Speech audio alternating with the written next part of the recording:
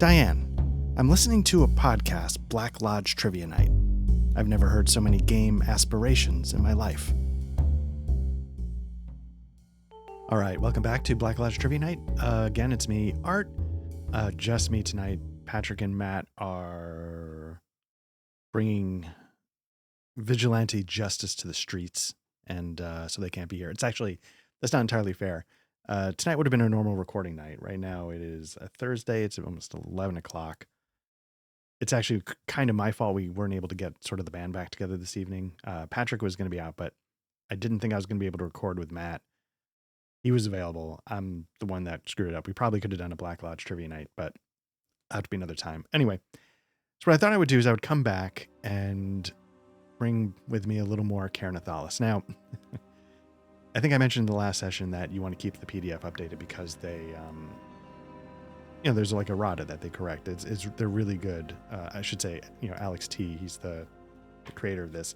He's really good about, checking for errata, keeping it clean, keeping it up to date.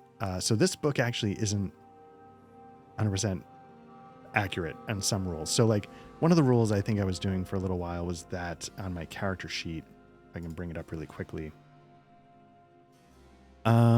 It's the sort of the skill that I forgot I had for most of the session, which is, I think it's weapons master.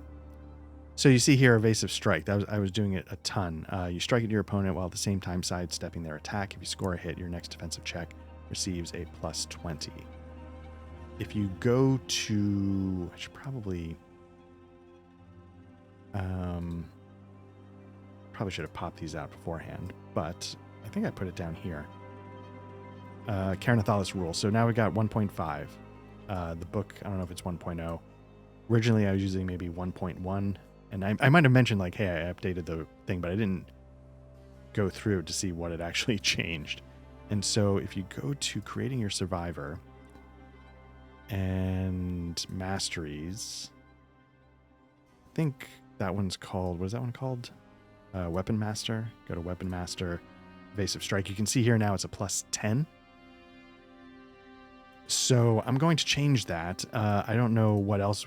Maybe I should check them all really quickly, right? I'm going to make this a plus 10. You can sort of see how the module works a little bit. They're just, text fields for the skills. Sure blow. 4 ether. That looks the same. 6 ether. 1,000 strikes, 1 standard action, requires a melee check, cost 4 ether. Last one's a passive. You can reduce a weapon skill by 20 to increase toughness by 10. That didn't change. Days for 1 round. Okay. So that's that one. What was the other one that I have? Just to confirm. And I'm not going to go, I should go through everything, but it's a lot to bring it all in. So I didn't want to, I think I need to change a personal goal as well because I got that Relic Master. Emissary. Just to double check. We've got 4 ether plus 1 exhaustion, 1d4 wounds, free action, 4 ether. Increase your next attack roll by 40. Okay, that's still the case. 1 condition of your choosing, 3 ether, 1 round. Holy Flames, 3d10, still 3d10, 10 ether. Okay. Looks like most of the rest of the stuff stayed the same, so that's good enough for now. Anyway, I'm going to close all this out for the time being. I should probably... Can I bring this down here? If I pop that... Oh, nice. Okay. Just so I don't have to bounce back and forth as often. I'll pop this out as well.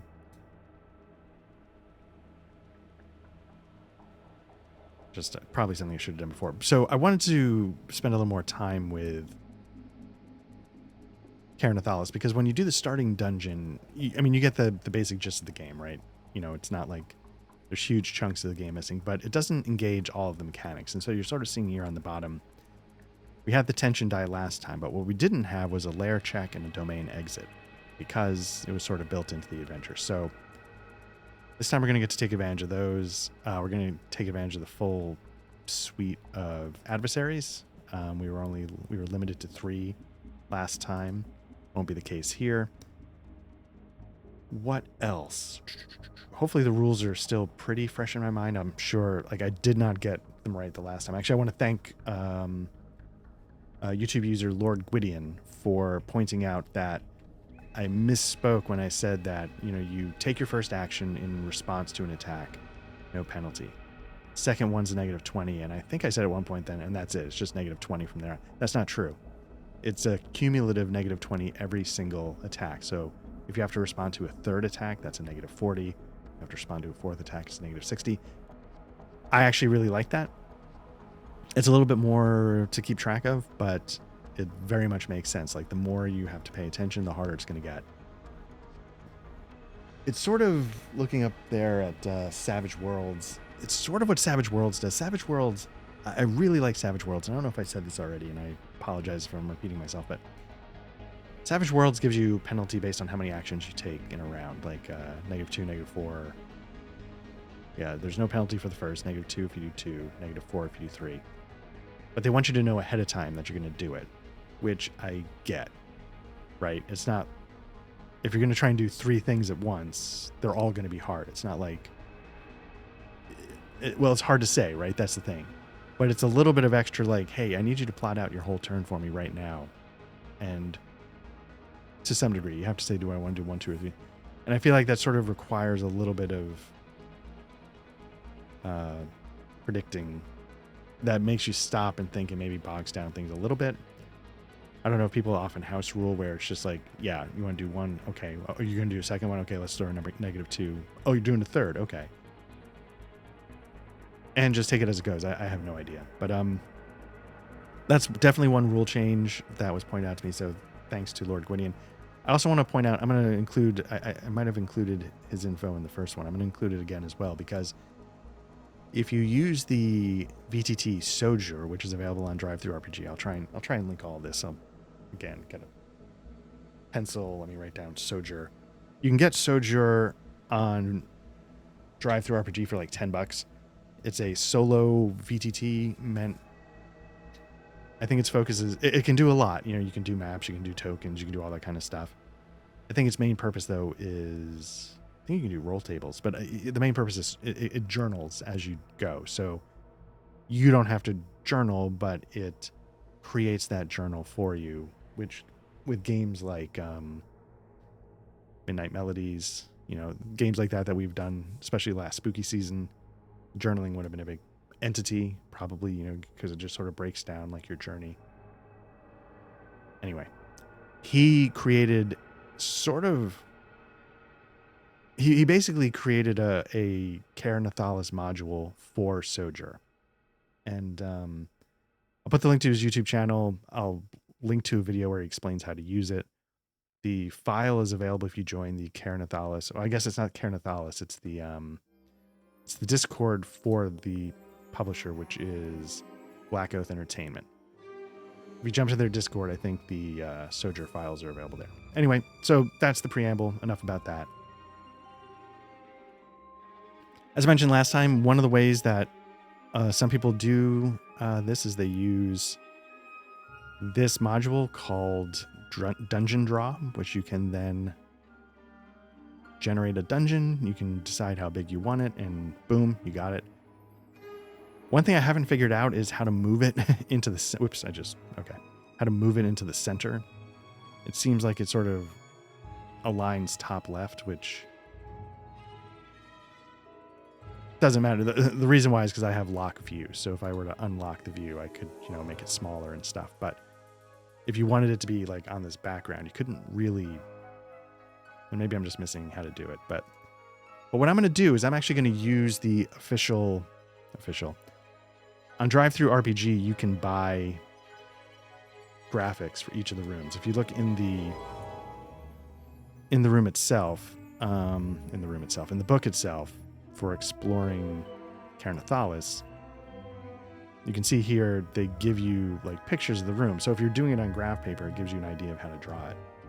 On DriveThruRPG, they actually sell these sort of as like, I guess they're designed to be like cards that you can throw down on a table. So I bought that from DriveThruRPG, and I sort of did a rough formatting of them, and I'm going to give it a shot.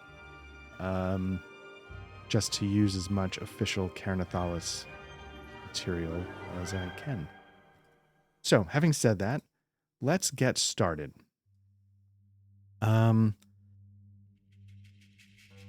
So, have our same character.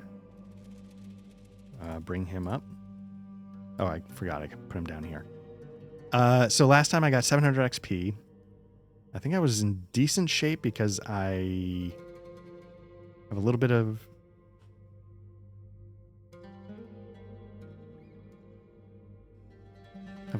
of exhaustion. And so this is something I'm not 100% sure. Do you just literally keep going, or do you reset at the beginning?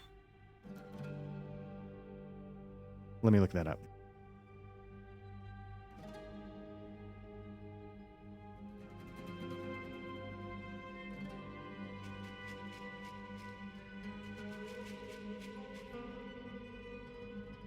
Not sure what section it would be under.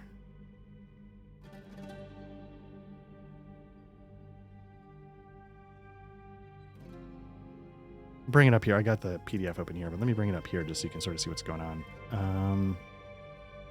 The rules.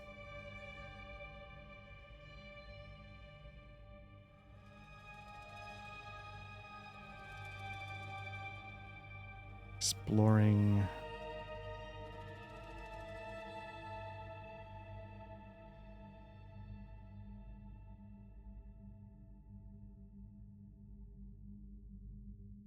Not sure. Setting up combat encounters.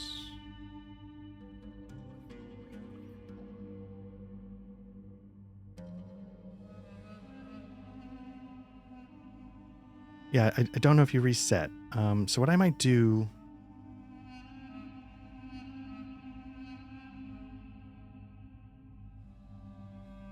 If you think about it, like, there's no reason to reset in the sense that you just sort of get out of one and then you go right into another domain, I think. But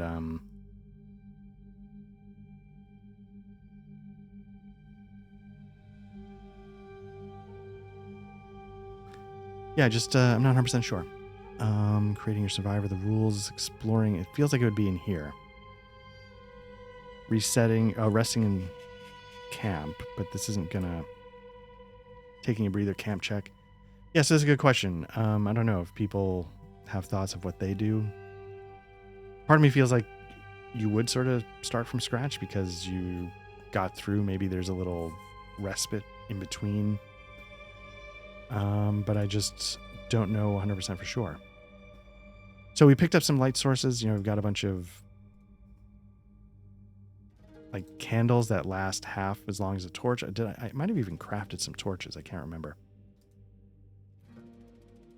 Belt, backpack, 2 candles, 10 rooms each, 3 torches. I did get those. I got a magic maul, which I think I need to remember what it does. Once per room, you can make a special attack that deals an extra 2d6 damage. This is a standard action. Okay. I'm never going to remember that, but...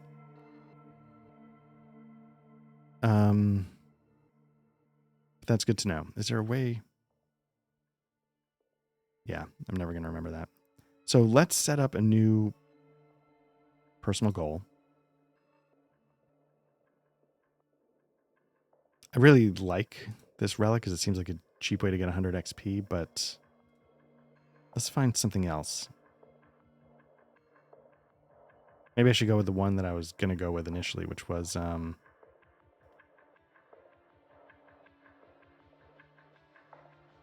the problem with a lot of them, trigger 20 growing darkness events. Like eventually that is definitely going to happen.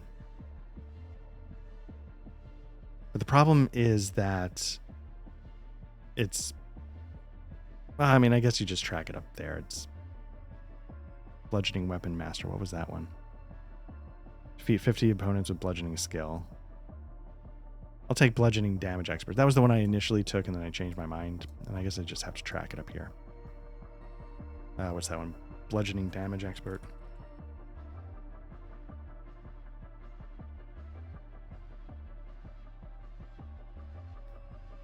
Deal 200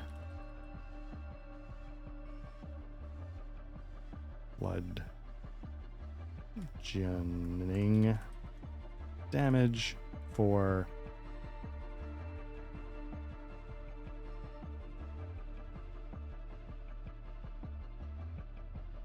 gain. It's getting messy. Gain 1 bludgeon damage reduction. Great. Okay, so we got a new personal goal to shoot for. We've got 2 PDFs of the rules open, so I can go back and forth in weird ways.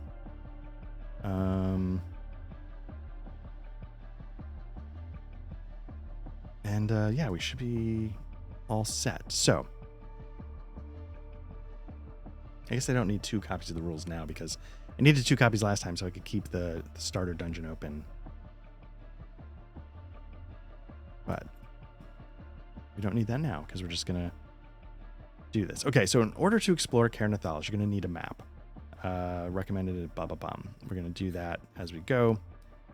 If this is the first room or corridor in your new domain, the first thing you must do is determine who is the overseer. Okay, so if you remember, I've got all the tables. I use a module called roll table from sidebar journal, so I can just right click on these. So what we need to do is we need to know who the overseer is. Here we go. Get that up. So we've got the Infernal Archon. We're going to bring that down. Wait, is that what we dealt with last time? No. No. Okay. The Infernal Archon's presence ignites the air, unleashing waves of scorching heat that sear the senses and smother hope. With sweeping gestures, it summons forth demonic cohorts and heals infernal projectiles that immolate everything in their path. Its mastery of the chaotic elements allows it to weave a torrent of fire. Oops, that's one of those. Fire and shadow into an inescapable vortex of annihilation. Challenging the Infernal Archon is almost equal to confronting an inferno giving life, where courage and resilience are tested against the relentless onslaught of flames and shadow that seek to engulf all in a tempest of destruction. Sounds bad. And also, we got into it last time. Remember, you don't have to fight them. Okay. So we've determined who the Overseer is and which modifier it applies to all creatures. So I guess that would be the Overseer effect. Which, again, I don't know. There we go. Overseer Influence. Mage Bane, plus 10 magic resistance. So that's going to help them against my magic ring. So I need to write that down. So what I'll do is I will create something down here. Put that up there. Oh yeah, look at that. Get a little box going down here. Plus 10 magic resistance. Boom, boom.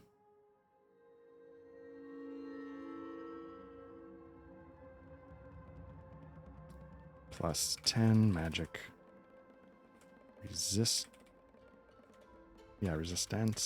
We're going to go with Times New Roman to make it classy, and we'll make it font size. Let's see if 72 fits the bill. And then we'll get rid of that line to make it uniform. There we go. Again, my throat's about to go.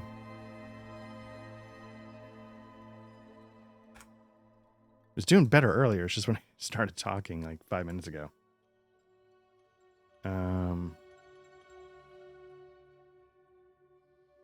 I used to have some right here. I'm going to be right back. Okay, I'm back. I've got my cough drops. I've been up for 72 straight hours in Vegas look going. So let's get this started. So first things we got to do, we've determined who the overseer is and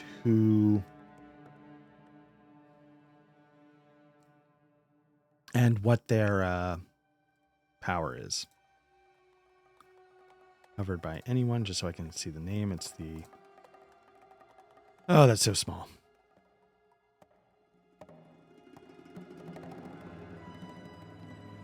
And it's also not Ugly Monster Test either. What did we say this was? It was the Infernal Archon.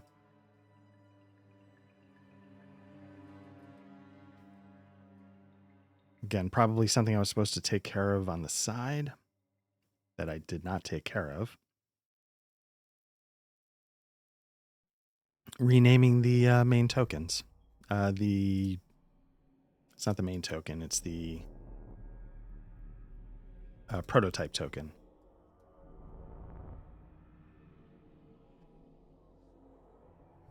Tormentor. Display name when hovered by anyone.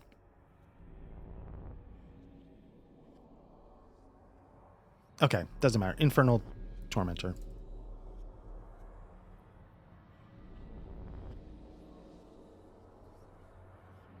Wait a minute. Infernal Archon.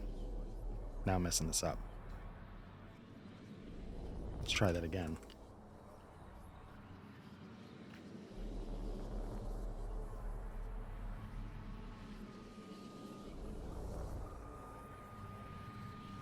Good news is I think I did it right. I just clicked on the wrong one. So there we go. Anyway, not important.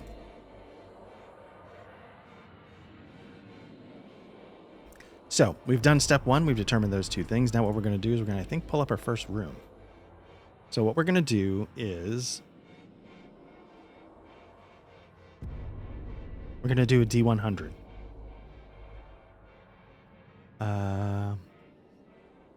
So we did the Overseer. We did its influence.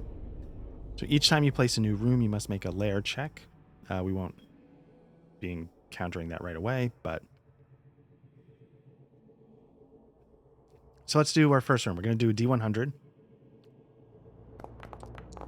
And we get 43. So what we're going to do is, the way I set it up, we're going to go to our tiles. We're going to go to worlds. See all the worlds I have going on. Ker Nethalas. Is this the right one? Might not be the right one. Graphics. Ker Nethalas. Here we go. Huh. Under tiles? Yes, there we go. Ker Nethalas. So what we need to do is we need to find number 43. 58. I don't know if there's a good way. 43. What I was hoping there would be is... It's pretty big. Let me undo that. Let me change this to 150. Hopefully it keeps. 43. Go a little smaller. 170. 43. That's, yeah, just to, hopefully it gives you an idea. Now, you can place these, you can rotate. I'll rotate it like that for now, just because it's sort of the starting room. It says in the rules that if, the rooms won't line up, then you can just re-roll. The truth of the matter is it doesn't really matter.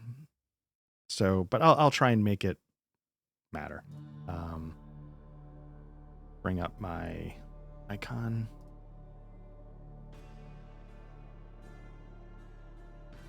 And there we are. We're in the first room. Let's get a description of the room. We have those in our tables. Nope. In our tables. Exploring, we're going to get a room description. If I, again, left click, I screwed up. Left click gives you the table, right click. The walls are adorned with macabre paintings depicting brutal executions and violent sacrifices. Now, if we were doing this in Sojour, I believe that text would then be part of the ongoing journal. And so you would sort of get this record of your, more clearly than this, of your journey. So we've done the first couple of steps. So now what we're going to do is we have to do a layer check.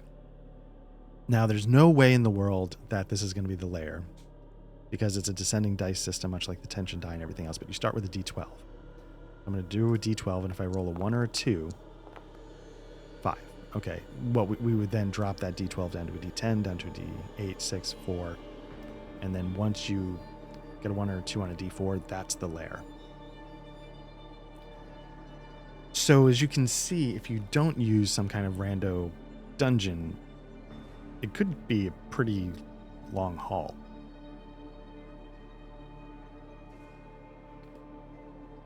Okay, so we've done the layer check, and then once you find out where the layer is, then you start doing the exit check, and it's the same descending dice system. Let's see. Okay, so once we've determined whether this is a regular room or a corridor, make a tension die check. So we're gonna see if it gets a little worse. It does, unfortunately. So we're gonna get rid of this. We're gonna bring out D6. And that's the new tension die. Okay, what's next?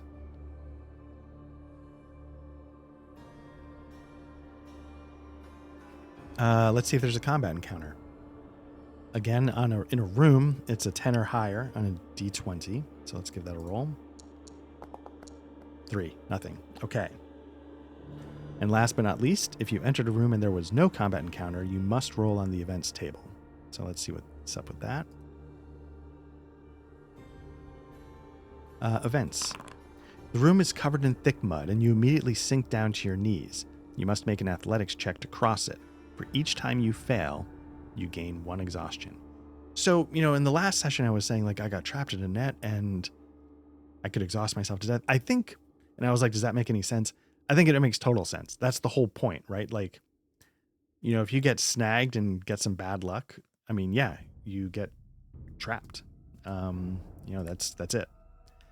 And yeah, if you can't free yourself and you're stuck in a dungeon, you could die. So I think I'm completely on board for that. So we need to do an athletics check to see if we cross it. Is my athletics any good? It's not the worst. 85 is a failure, so that's 1. Oh, I was going to reset. I was going to make that a 0. I was going to... And maybe somebody can correct me. I was trying to hunt for it. I didn't see it. In a lot of games, when you start new, so I'm just going to start new. Although I would respect that if you don't start new. That would be brutal. So that's 1. Oh, and I need to reduce my light source. So let me start by also doing that before I forget. Okay, so we got 1 failure.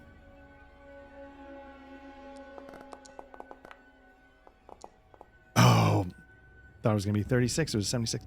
2 failures. Can I just... No, I can't. Okay. I was wondering if I could, like, right-click and just roll without a... There we go, 18. So 2 failures means my thing is a 2, my exhaustion. So there we go. I managed to successfully do that. So now I think I can scavenge. And then again, if you remember what I was doing incorrectly for a while, I was just scavenging. I wasn't doing the actual roll on my skill. So each time you enter a room, you can make a scavenge check. Okay, so let's do that. There we go. My skill's at 20, so it's terrible. And I fail miserably. Okay. Remember, in this system, criticals, either way, or fumbles, they're like matching dice, 22, 33.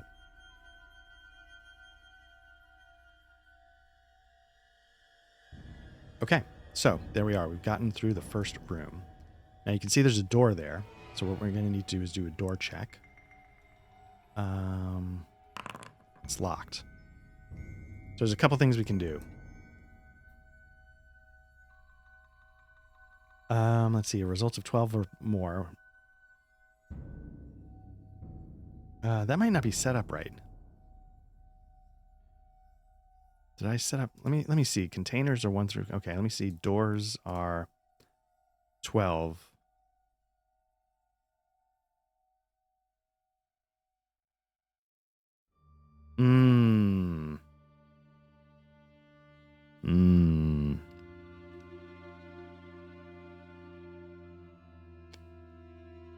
Okay. I need to flip this around.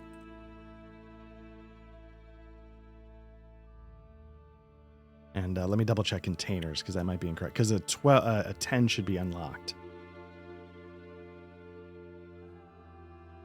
Let me just check containers. I might have those backwards. 1 through 9 would be unlocked.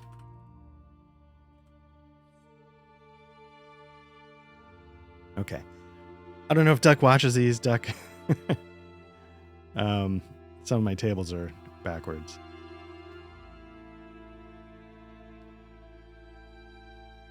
I was talking to him. It's somebody in our Discord, somebody I know from the AAC role-playing stuff. We were talking about all the stuff I did and, you know, how long it took and stuff like that. And, yeah, I was like, oh, yeah, but I enjoy, you know, putting together these tables. Get them backwards. So what am I doing? All right. Doors unlocked. Great. So what that means is then we would move on to the next area, which is going to be a D100 check. You're going to wonder why I did it here. It's just because I don't want to have to click, and this just gives me a straight 99. All right, let's see what that's going to be. Another room. I believe like the highest number ones get a little bit funky. That's 100. That's not too funky.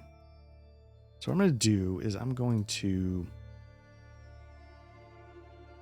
move that there.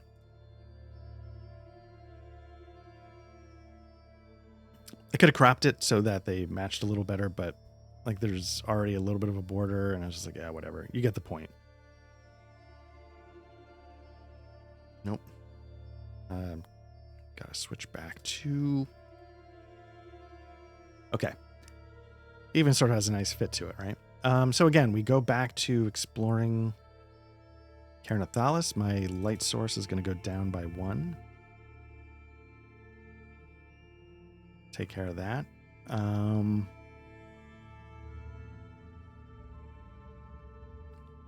Let's do a lair check.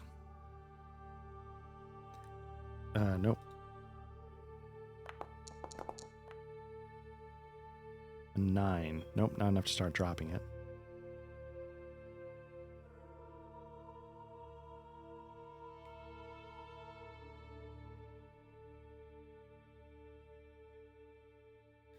Just setting these up. Now I can just click that and it rolls. I should have done this before. Let's see, D12, D8, D6. What's this one? I don't need that. 20. It's going to be D12. So you can see how like a quick and dirty macro is put together. There's 2 ways you can do it if you care about how Foundry works. You can do a chat, which is just like what you would type here, or you can do a script if you know what you're doing. I don't know what I'm doing, so now... But this is just the equivalent of typing it into the chat window, so...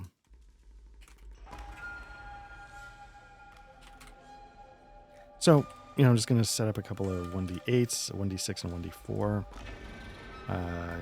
D6 check. Boom, boom. Slash roll 1d6. That's not a slash. And then one last one. D4 check. All right. So hopefully that speeds things up a little bit. Who knows? These are probably more important than the quadruped, but what am I going to do? I'm just going to drag these out. What I should do is I should make the second bar humanoid, sectoid, arachnid, quadruped, serpentoid, winged biped.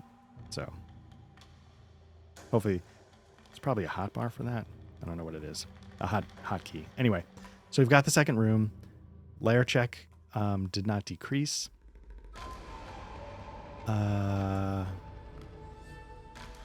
So the next section is did the layer check. We don't need to worry about the exit check. We determine if there's a tension die decrease. So we're going to do D6. 5, that stays. Then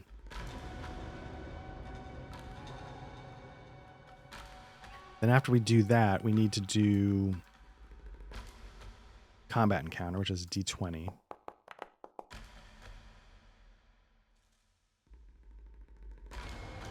It's a result of 10 or more. It was an 11, so there is combat here. So if there's combat, what we need to do is opponent type.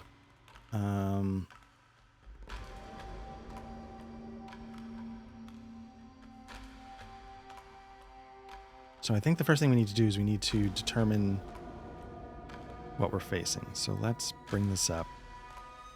Combat encounter. So 1 through 3, we do table A. 4 through 6, we do table B.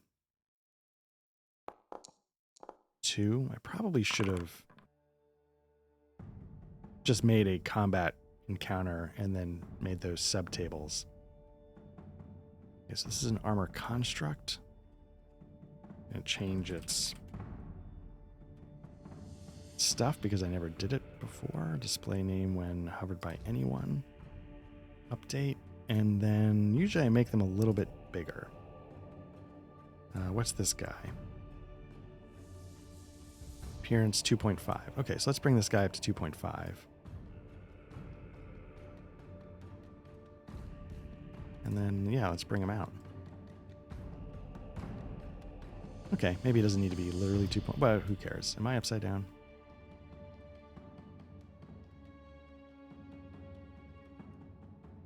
So there we go. Now, again, if you remember with combat, what I can try and do is I can try and surprise him, but if I fail, then my initiative check is at like a minus 10 or 20. I think it's a minus 10. And since my skill at sneak is terrible, I believe, stealth is 30. It feels shaky. It feels too low to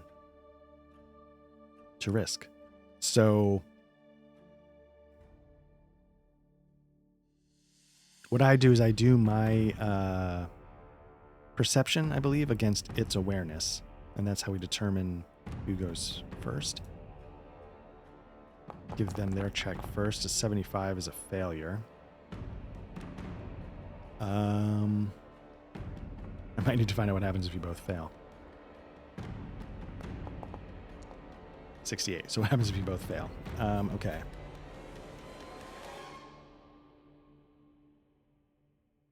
Let's see. Multiple targets, stat block, creature traits, then a bunch of creatures. Oh, right, because it's combat encounters is one thing, but what you actually want is you go to a separate section that's combat, and it talks about the actual mechanics. Okay.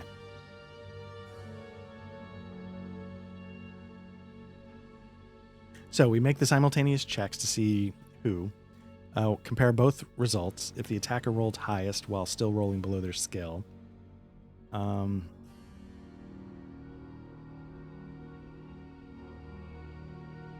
Oh, maybe it didn't say. Maybe I encountered this last time. Right. So if both sides succeed, it tells you what to do.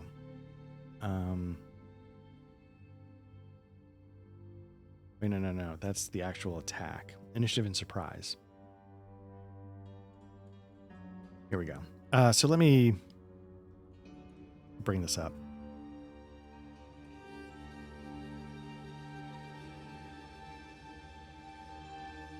Here we are. We're in combat. Initiative and surprise.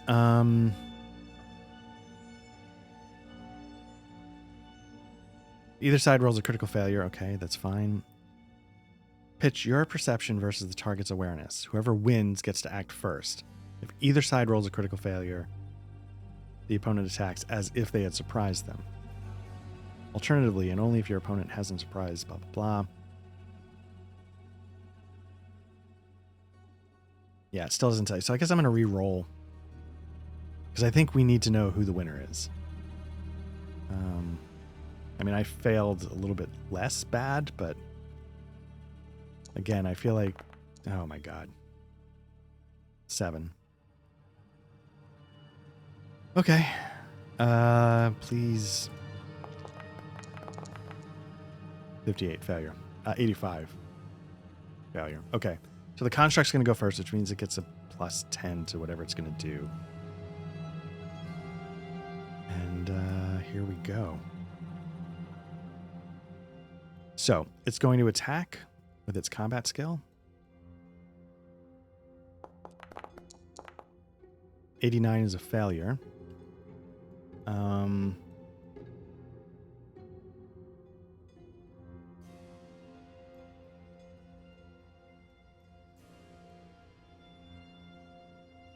One thing I forgot last time was the defensive move, so I just want to make sure I don't forget that. So I'm going to be rolling my bludgeoning weapon. Okay, so I rolled a 10. They failed. I just want to double check. Let's see.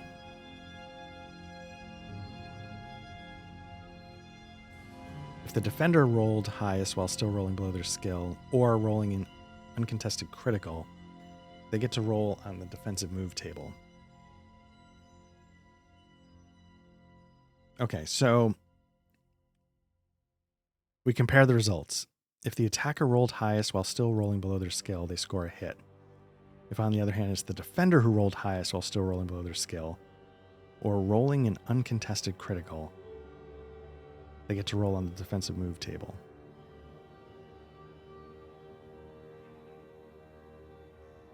So is an uncontested critical meaning like if like the third person is attacking me and I don't block it? Is that what they mean by an uncontested? But you still have to get a critical so that you don't just automatically get a defensive roll? I feel like what I did here is I'm the one who rolled highest while still under my skill. So I'm going to give myself a defensive move.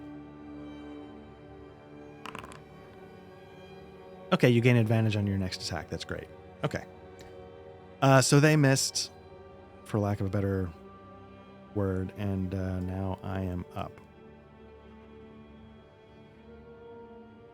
So again, I'm going to get advantage on this. I'm going to do the evasive strike, which is going to help me dodge in the future. So let me get my bludgeoned weapons going. I'm going to have advantage, which means you can flip the dice to be better for you. Let's see how I do. So that 70 becomes a 7. So now their combat skill's a 30. I really need them to fail. They do. Great. Ooh, and they fumble. Okay, so let me just double check what that means.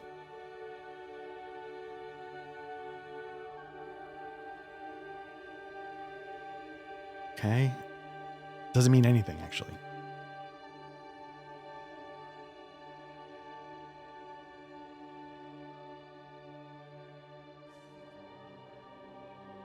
Well, it says here, if one side fails the attack roll, but their opponent doesn't, then the successful side manages to attack or defend, depending on whose turn it was. But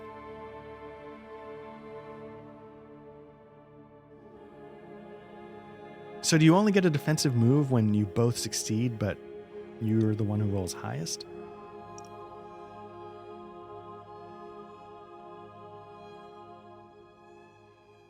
It's this might, I mean, this is entirely potentially just on me, but it says, you compare the skill. If the defender's the one that rolled highest while still rolling under the skill, assuming that implies maybe that they both succeeded.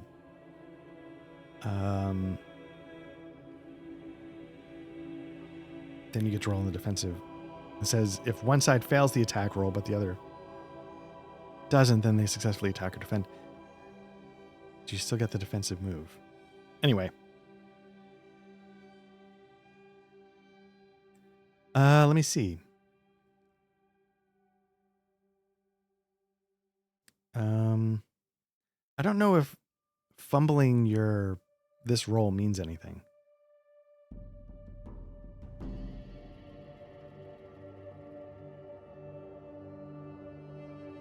It might not mean anything. Okay. So first things first, because of the weapons master, I'm going to get a +10 to my defensive check next time. I got to remember that. I forgot to add, it wouldn't have mattered because its target was 30, but I forgot to add its 10 for being the attacker. But that's okay. Okay, so I get to do damage. The Magic Maul, they all do 1d6, but again, once per room, you can make a special attack that deals extra damage. This is a standard action. I'm going to just do it now. I don't know if you have to declare that, if that's what it means as a standard action, or it's just like your attack and you just say, yeah. The way I'm doing it, it's impossible to burn it, like to swing and miss and have it be like, oh, well. So it's going to be a 3d6 damage.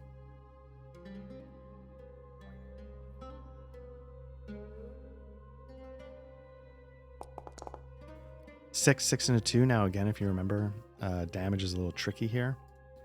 Oops.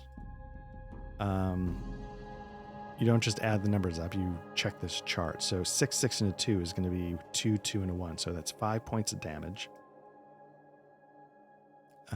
There's no bonus. If there were bonuses, you would add it to the lowest number. This guy has an armor of 1 and a chest and a head. So let me see where I hit. And I put that here. This guy is a humanoid. Hit him in the abdomen, which is not armored. So that's going to do 5 points of damage. So it goes from a 7 to 2. All right, not bad. And I'm going to get a +10 to my defensive roll next time. So here we do. We're going to do a combat roll. We're going to add 10 for being the attacker, which I forgot to do last time. 36. Ooh, so that 10 comes through big there. Let me see how I do. Get to add my 10.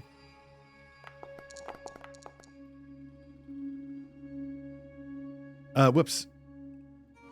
That should not have had, I guess it maintained the advantage. I should not have had advantage. That's a 64. At a target of 70. Perfect. So I think that means I get a defensive move because we both succeeded. I rolled much higher. So let me give myself a defensive move. Next attack does plus D10 damage. I like that. Okay. So the construct misses. I'm going to go for an attack. I'm going to do the evasive strike again because I'm always going to do that. None. Just a straight roll.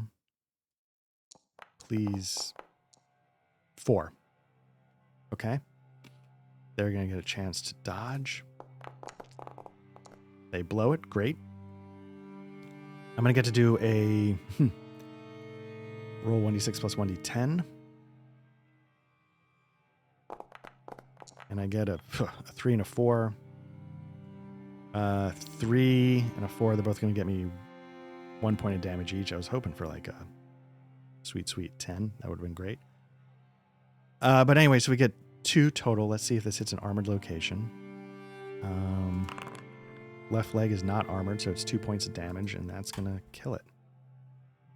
Boom. You've taken down an armor construct. So now, if we check the rules, nope. See about XP. Spoils and loot. We'll get that. Oh, you know what I should have done? It's the spoils table. So yeah, let's do that really quickly. Just get the spoils table going. Do I have that here? I have that here. Spoils table. Roll on the mundane items table. You get a bedroll. Okay. Can't hurt, right? Let's get rid of you.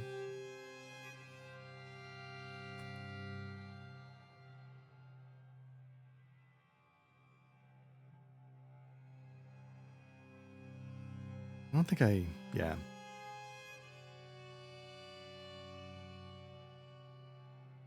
So what I'm going to do is I'm going to look up a bedroll really quickly. Just to see what the stats are. Mainly, it's heavy, which I think means it takes up 2 slots. Light means you can stack a bunch. Normal means it takes up 1.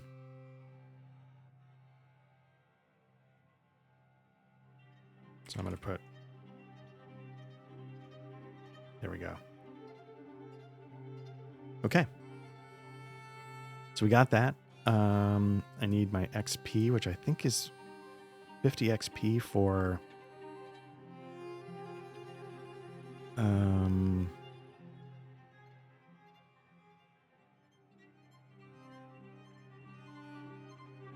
I can figure out where that is. I think it's... Where's it talk about...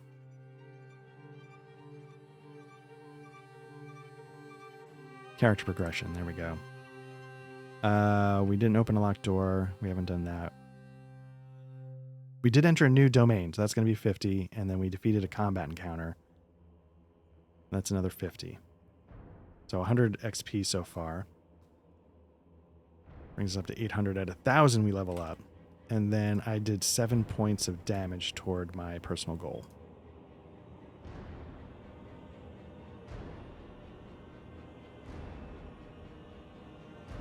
Okay, there we go. So, I guess just for the hell of it, we can do the room description. The shadows of tormented souls replay their darkest moments in an eternal loop, forever haunted by their past actions. All right, good flavor text. Now I get to scavenge. Or attempt to scavenge. Nope. Okay. No problem. So then that's it for that room. So now we're going to do the next room. 26. Low is corridors, but around 26 is when it changes over. So let's go to the tiles. Let's go here. Let's find 26. That's 18. Is that 26? It is. Okay. All right.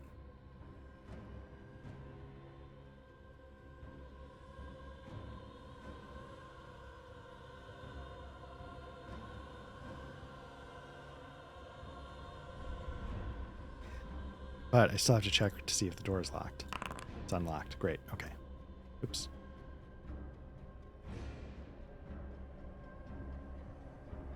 I'm going to do that all night. I apologize. It's okay. So we go to the next room. Let's do a tension die check. Yep. That's down. Comes a D4. Now we do a lair check. I want that to... Okay, 4. I want that to be low. I want that number to go down as fast as possible. Because the sooner I do that, the sooner I get through the domain and I can start figuring things out. Okay. We did that. Now we get a room description. Dark rituals, once performed here, have left an indelible mark on the walls, perpetually tainted by the essence of necromancy. All right. Once we do that, I believe we then have to see if there is... oh, my light source. Gotta drop that down.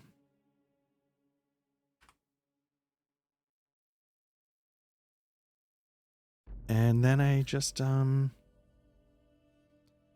let's see if there's a combat encounter. So that's a D20. 8. Nothing. Okay. Because there's no combat encounter, we have to do an event. Let's get that going. You come across a terribly wounded and mutilated man, somehow still alive. If you choose to help him, make a medicine check and remove 1 bandage. If you succeed the check, you earn 20 XP. If you decide to ignore the man and move on, lose 1 sanity. Ooh, I like that. Let's give it a shot. I think my medicine's not good, so this guy is, you know, but at least I give it a shot. Do I have bandages, though? That's the question. I thought I made some. I'm going to lose a bandage, but it's worth it because, damn it, if we don't maintain our humanity, then what are we doing here? Let's go back to my medicine check. It's going to take a miracle to help this guy. But you never know. Oh, oh, look at that. Yeah, what did I need? I needed a 10 or less. What did I get? I got a 9. So I helped this guy. There you go, buddy. You're all better. And I shove him off into the darkness where he probably is going to get mauled by a grue, but I helped. Okay. So I get 20 XP for that, which is really all I care about. Okay, there we go. Okay, so we did the event, and now did I scavenge in the last room? I don't know if I did. I did. Okay, so now I get to do a scavenge check here.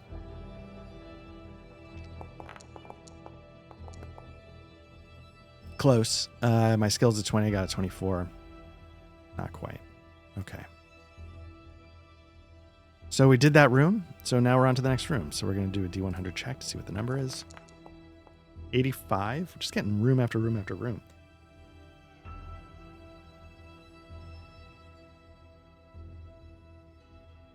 What's this one? 57. 93. 85. Okay, let's pull that one out.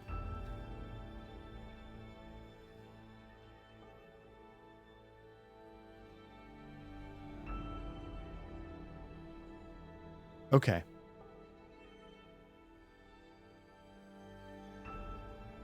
Okay. Okay, we're gonna rotate this. So we come across a dead end. Let's check the tension. Why did I roll? Oh yeah, I did. Yeah, so attention die is gonna come first. 4, so that's still okay. Room description. An eerie tickling fills the air as an ancient enchanted clock counts down the minutes to oblivion. Okay. Oh, I gotta check to see if the door's locked. The door is locked. Okay, so now you got a couple options when you have a locked door.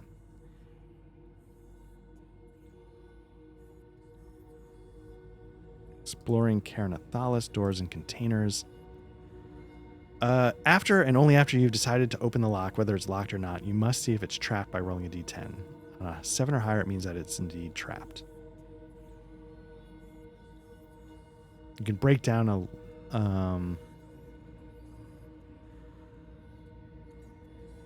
Okay. So what I can do is I can try and break the door down, because I don't think I can pick locks. I don't know if I have a lock pick. Did I pick one up? I do have a lock pick.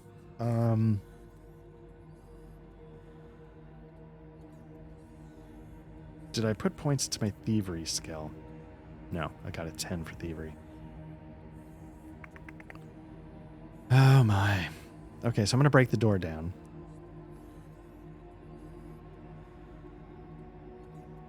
So I'm going to roll a d10 and see if it's trapped. It's not. Okay, so now I'm going to smash the lock, which is going to trigger another tension die check. A 1, poof, because I make so much noise. I do smash the door open. Nope. And I'm able to get through, but now I need to do a growing darkness. You are ambushed. Roll on the combat encounter table. Your opponents surprise you. Okay. How did I not make a table for just combat encounters? Let me do that real quick. Just do this.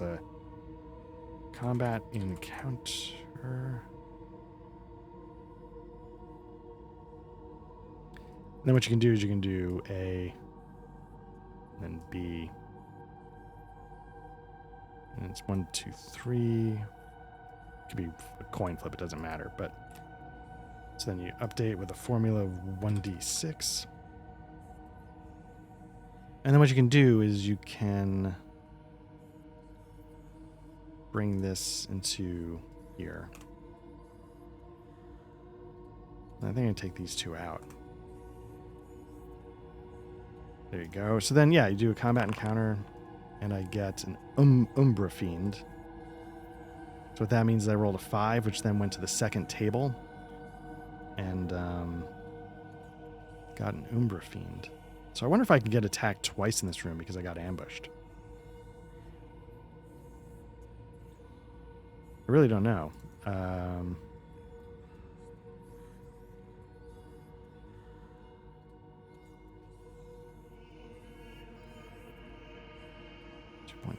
update.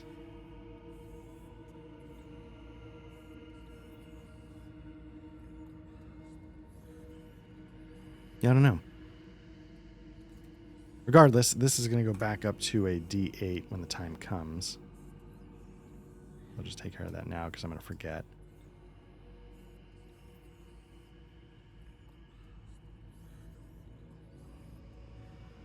I'll just do the layer check just to get it over with. Yes, thank goodness. Okay, let's get that down to a D10.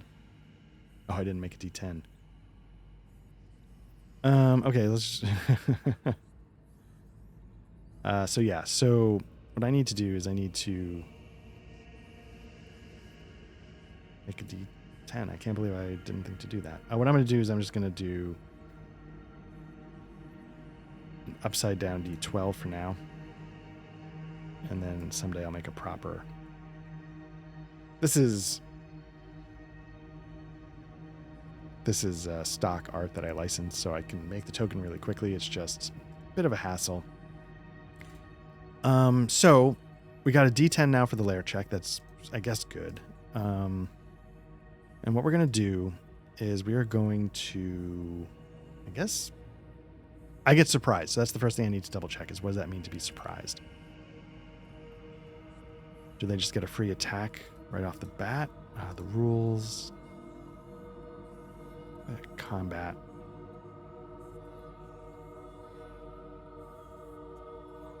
Let's see.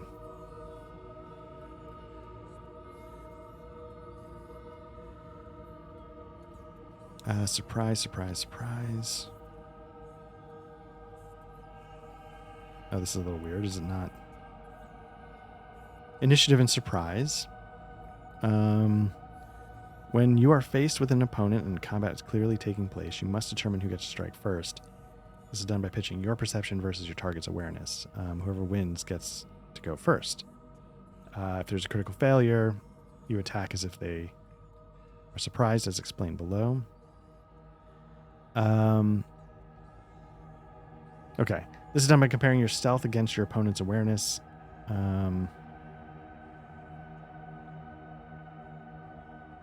Okay, if you win the check, the initiative is yours, and you get to make your first attack with a plus 20 instead of a plus 10 for being the attacker. Okay. That's pretty big. So let's see what they've got going on. A provincial Umbra. This seems weird. Why would they not have...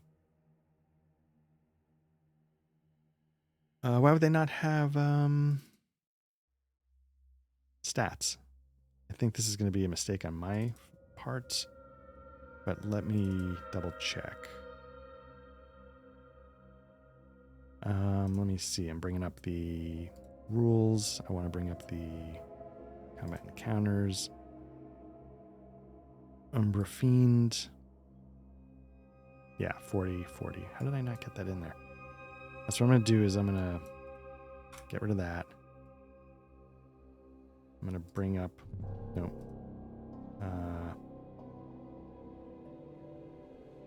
No, Umbra Fiend. Let me bring up their main... At 44... Oh, no, 40? Make sure there's anything there. 50, 40, 25, 6. Okay, humanoid. 40 spoils. I got the rest. Okay. Frightening. That's something I got to remember. I mean, I have to do like some kind of like morale check every single time. I think that might be the case.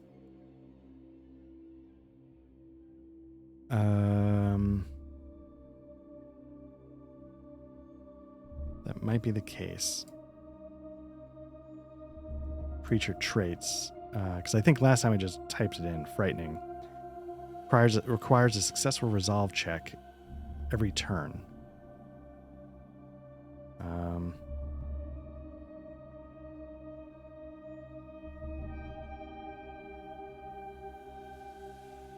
Frightening requires resolve check every turn. Failure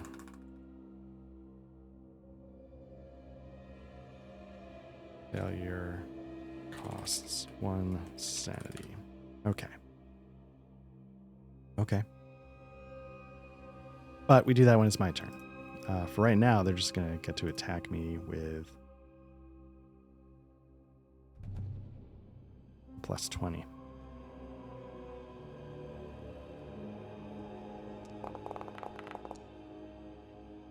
Yeah, they got it. Okay, so I'm going to do my resist again, the evasive strike, to see if I can get lucky.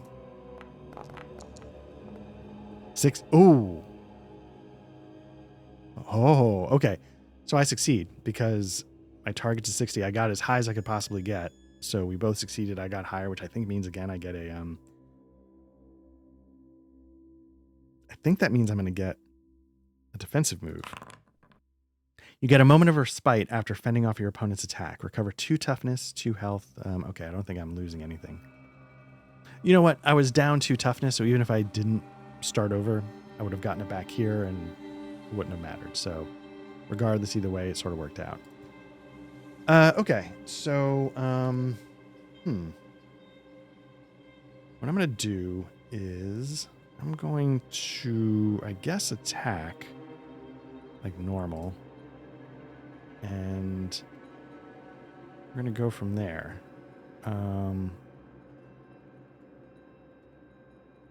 So what I'm going to do is I'm going to do a bludge. Do I have to do a bludgeon weapon? I'm definitely going to do bludgeoning weapons. I don't get any advantage. 91. That's a failure. So I guess what they get to do now is they're going to roll their combat skill, because if they get a success that's a critical... Oh, no, it's not. No, they don't need to contest it. Yeah, I don't know what I was thinking. Forget what I was about to say, because it was definitely going to be wrong. Okay. So what I'm going to do is I miss, and they're going to...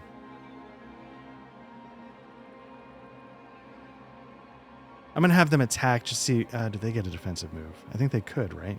So let's just, 49. So they're going to get a defensive move, I guess. They get an additional 10, so they're going to be back up to a 20, which sucks, but what are you going to do?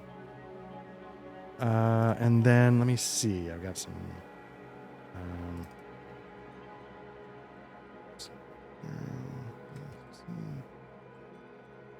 Oh, that's not right.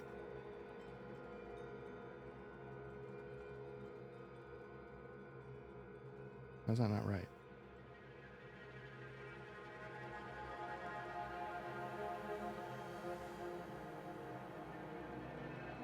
Anyway.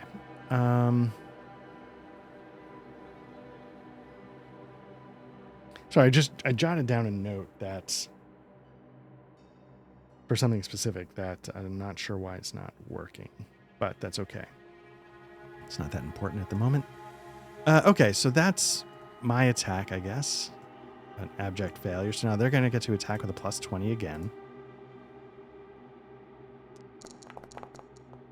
31, a success. Okay, I need to get lucky here. Nope. Nope. I do not. All right. So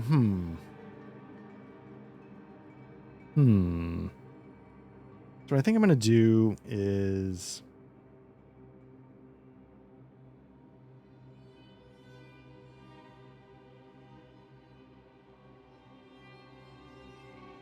I'm going to... I need to figure out what their attack is, first and foremost.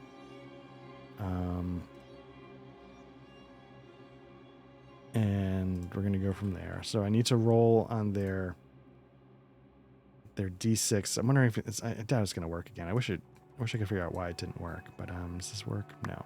Oh, it did. It did. Look at that. 4. Darkness Pulse. Magical. The Umbra Fiend releases a pulse of shadowy energy. Creatures within the room take... Oh, I needed to do a resolve check real quick. Okay, I lose a sanity. Anyway, sorry about that. Creatures within the room take D8 necrotic damage and must succeed on an endurance check or have their vision obscured by darkness, causing them to have disadvantage on attack rolls for 1 round. Okay, so I'm going to take D8 necrotic damage. I don't know...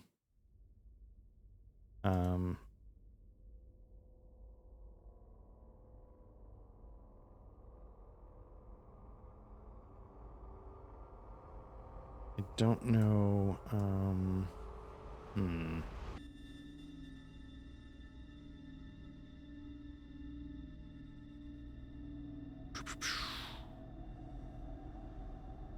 So I'm just looking at the rule. I guess, when I look at the rules, I should be doing it here. Let's just see if necrotic pop. Nope, not there.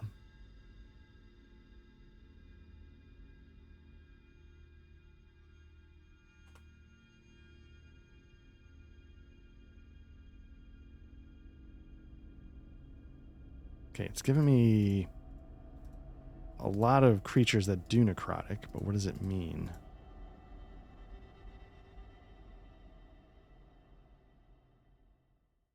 And there's a lot of necrotic damage going on. What are we up to? 54 to 55?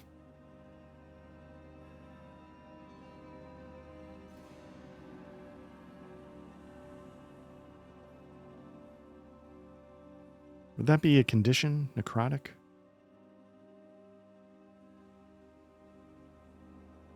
Maybe it's just a type that, like, if you're undead, that would heal you. If you're, maybe it's that kind of thing.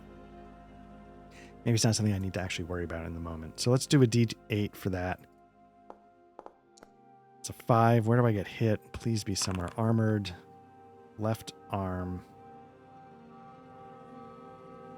Okay.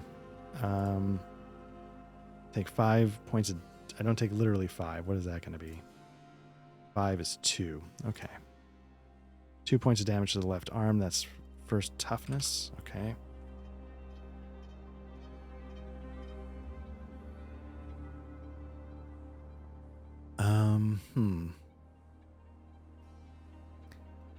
Four to 3 to 2. I should be down to 1 for that. That was my light source. I forgot to drop it when I entered the room. Okay, so they successfully hit me. Now it's my turn to... I need to do an endurance check to see if I can actually see. Is this going to work? Nope. Okay. So I get to make this attack with disadvantage. Fantastic. So we're going to go to bludgeoning weapons. We're going to do disadvantage again. So it's going to flip the numbers against me. I'm still doing the evasive attack if I get lucky. So I get an 8, which is going to become an 80. So I whiff. So there we go. So it's back to them. They're going to get to do a straight attack with only a plus 10 for once. Wait, why did it not count that? Because I have to click instead of just hit enter. So they rolled a 50. It's reading as a failure. It's just because if you just hit, if you get the dialog box, you hit 50 and you don't click the checkbox. If you just hit enter thinking it's entered, it doesn't work. So they hit. So let me see now if I'm able to avoid this somehow. I succeeded, but I didn't roll high enough. They rolled a 50. I rolled a 38. So this is going to be a hit. I'm so glad that that's working. I don't know why it wasn't working last time. The Umbra Fiend merges with the shadows, becoming incorporeal and difficult to target. Until the start of its next turn, attacks against the Umbra Fiend have disadvantage. Okay, we're going to do that again. I forgot to do my resolve check last time, so I might be gaining another sanity. Yep. Losing another sanity, I mean. Okay, so that was the last one. So it's not, this works out in some ways because it's not like it's actively doing damage. So now for this turn, let me do my resolve. I might actually succeed. All right. I need to get below a 10. I got a 3. I love you, D100. Okay. So now I'm going to attack the creature with disadvantage, but I'm going to do the evasive again in case I get lucky. 70. Okay. So now it attacks me.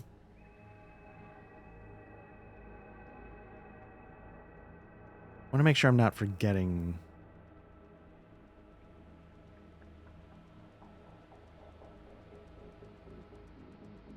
So here's the thing. I whiffed.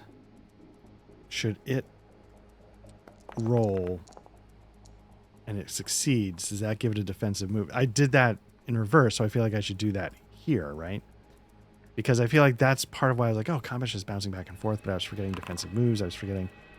Okay, it recovers 2 health. It doesn't matter because it's not in bad shape.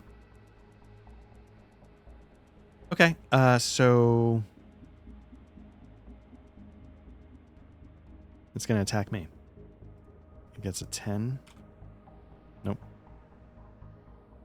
It's a 10.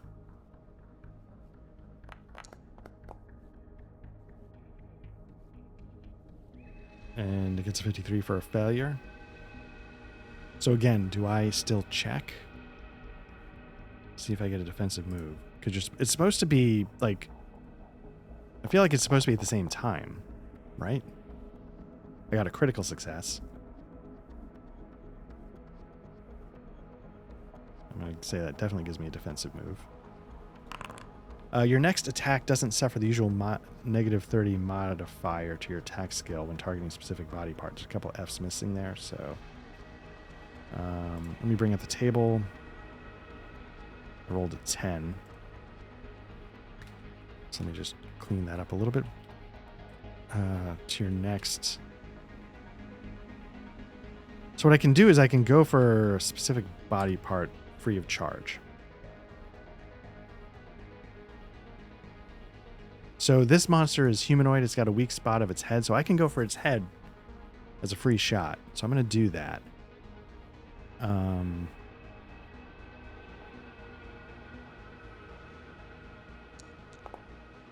an 8.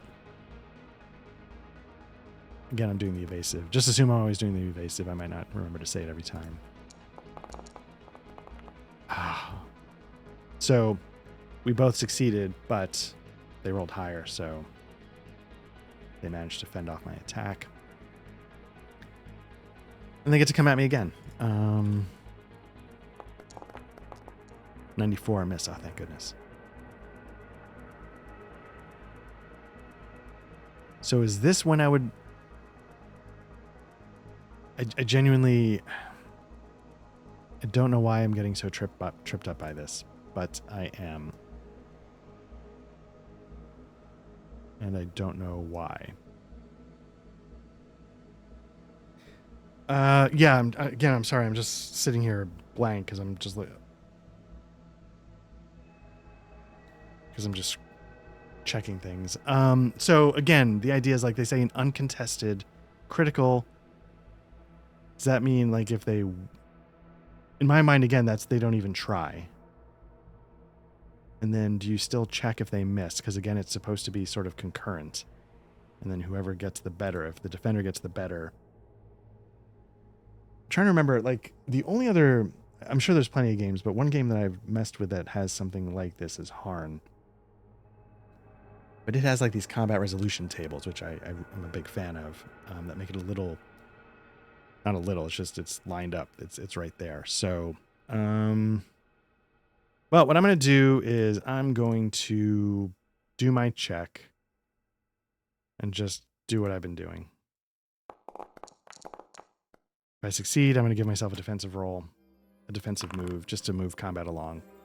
Your next attack doesn't suffer the same thing. Great. So I'm going to go for a headshot again. Get a 20. Okay, let's see if they can beat that.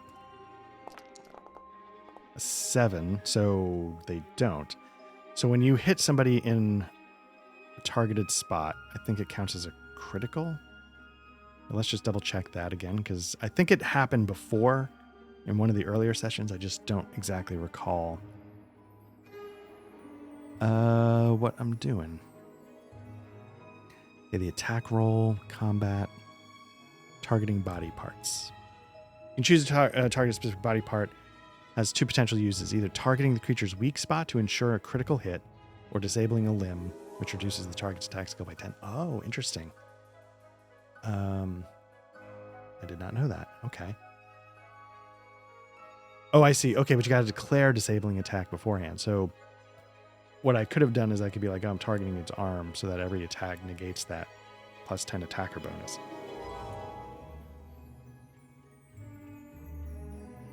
Critical hits. Let's see.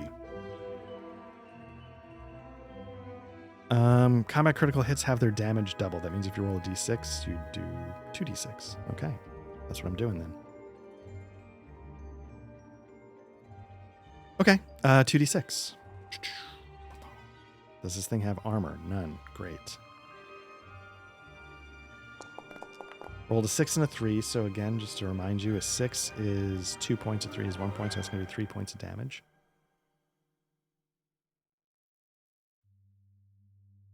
Okay.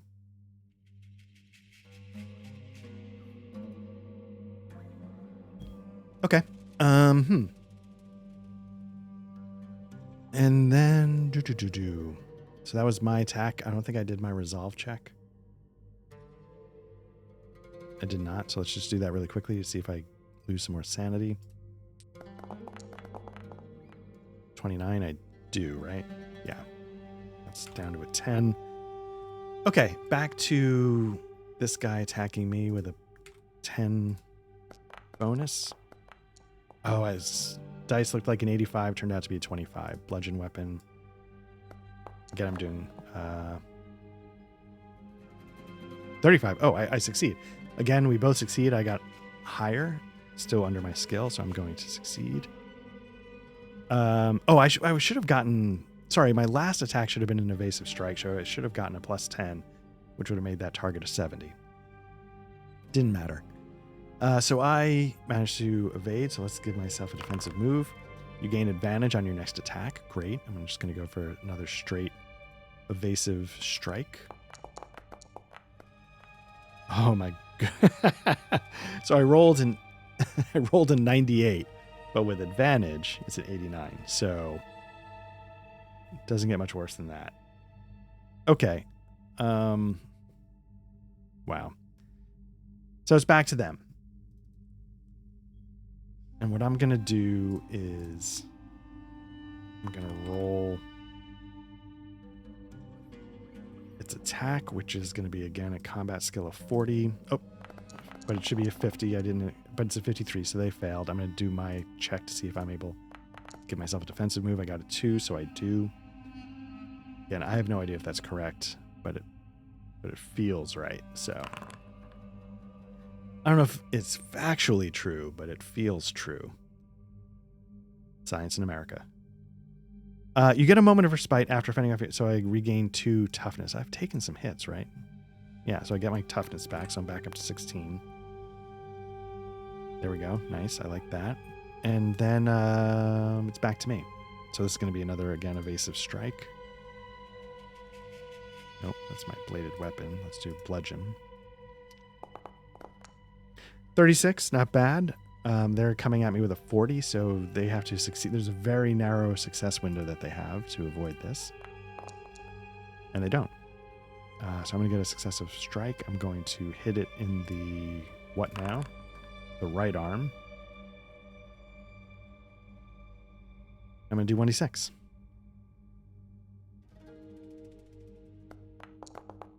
6 is going to be 2 points of damage.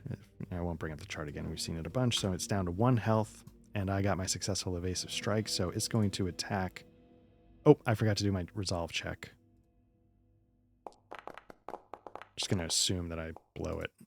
So I'm down to 9 sanity. Oh, whoa, whoa, whoa. I read what it said for frightening. I did. What I should have just kept reading where it says resistant to all physical non-magical damage. So let's see exactly what that means.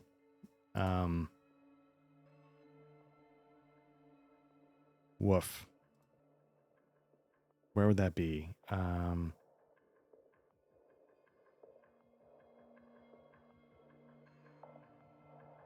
Is that under combat? I thought that was like under combat encounters. Opponent type, multiple targets, traits.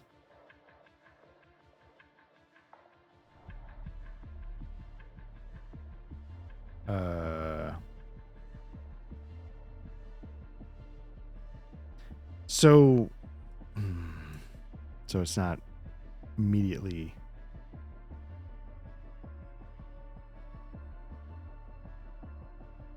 It's not listed right there as a trait, like resistance equals.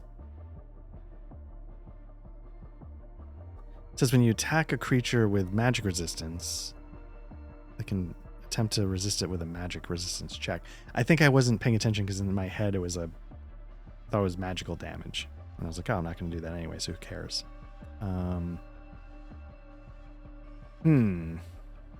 See, damage type. Not all damage is equal, and some characters and creatures may be more susceptible or immune.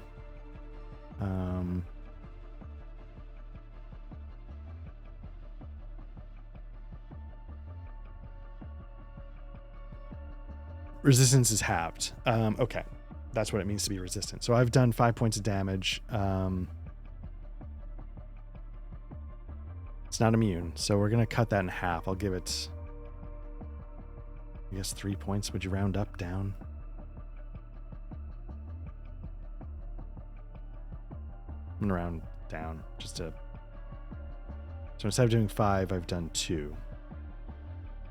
I was going to get 3 back. Okay. That is heartbreaking. But that's how it should be. Okay. What was I doing? That was my resolve check. Drop my sanity. And then I was attacking.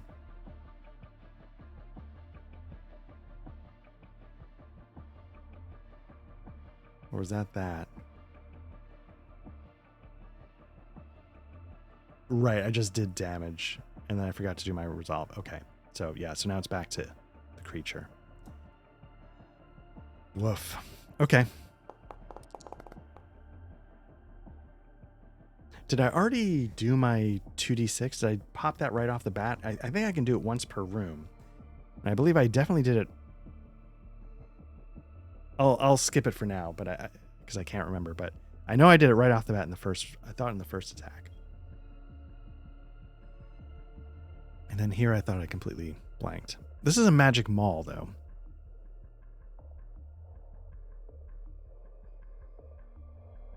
Does that mean a magic maul does magic damage and then I don't need to actually... But if it's doing magic damage, would it resist with magic? Like... Yeah, I think I'm overthinking that. Okay, so we're going to... Boom, boom, boom. Ba, ba, ba, ba, ba. Okay, it attacked with a success. I need to defend. A 3. I succeeded but rolled too low. So now it's going to hit me with a 1. Shadow Claw. The Umbra Fiend materializes its jagged obsidian claws and slashes at the target, dealing D6 slashing on a hit. Woof. Okay, so let's see where it hits me. Hopefully somewhere armored. Right arm, it's not. Okay, it's going to do a d6. Please get like a 1. No, gets a 6. So that's going to do 2 points of damage. So toughness comes down by 2. Okay. Back to me. Resolve check first.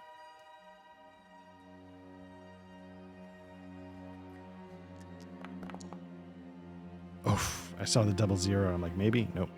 100. So that's a failure. That's a failure. I guess it doesn't count as a critical. Evasive strike.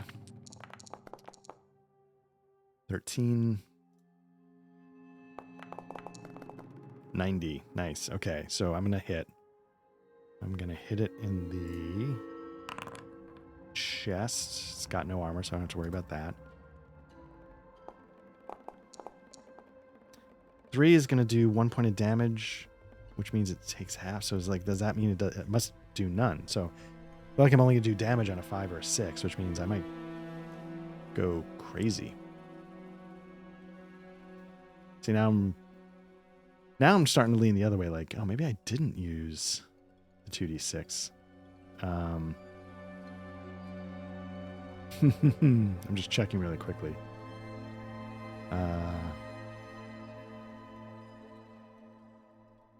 Checking to see my first damage roll.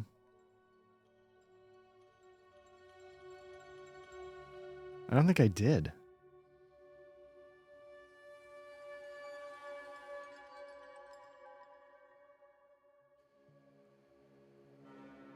Yeah, I don't think I did for this one. I'm gonna say I can do it. Because I need it desperately. Okay, so now it's back to this creature. I did my thing, which means I'm gonna get an evasive.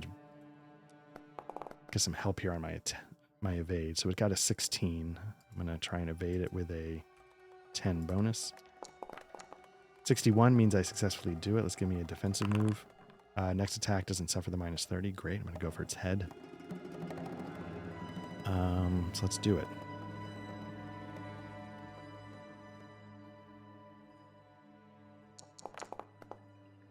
Oh my god. Okay. I whiff. And then it's gonna... It whiffs, so we don't get a defensive move. Okay, back to this thing. 10. 89. I'm gonna just check my check just to... Also, I forgot to do my resolve. Nope. Okay. I'm going to check my check now. Give myself a defensive move. You press your advantage, reducing your opponent's next defensive roll by -20. Great. I'm going to go for it. Again, an evasive strike. This is going to be a 61. And I fail. It's going to do its check, but it's going to get a -20. It fails. Okay.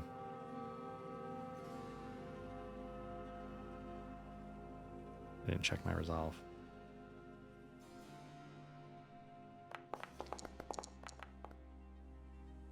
$69.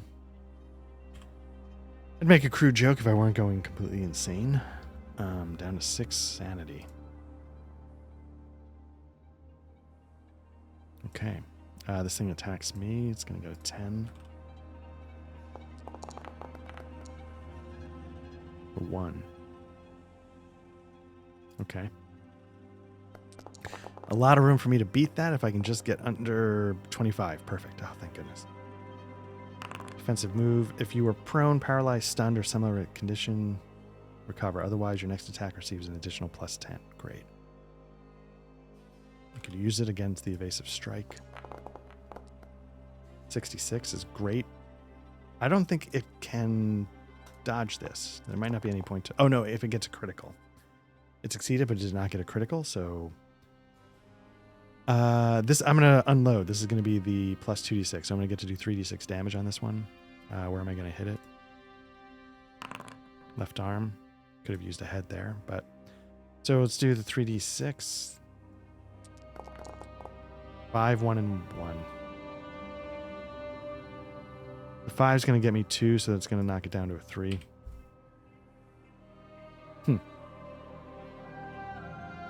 Um,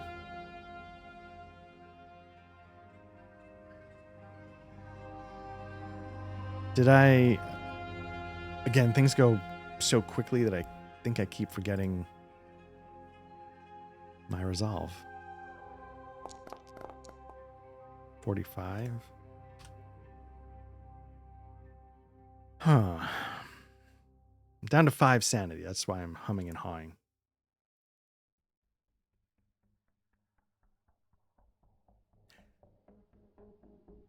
So...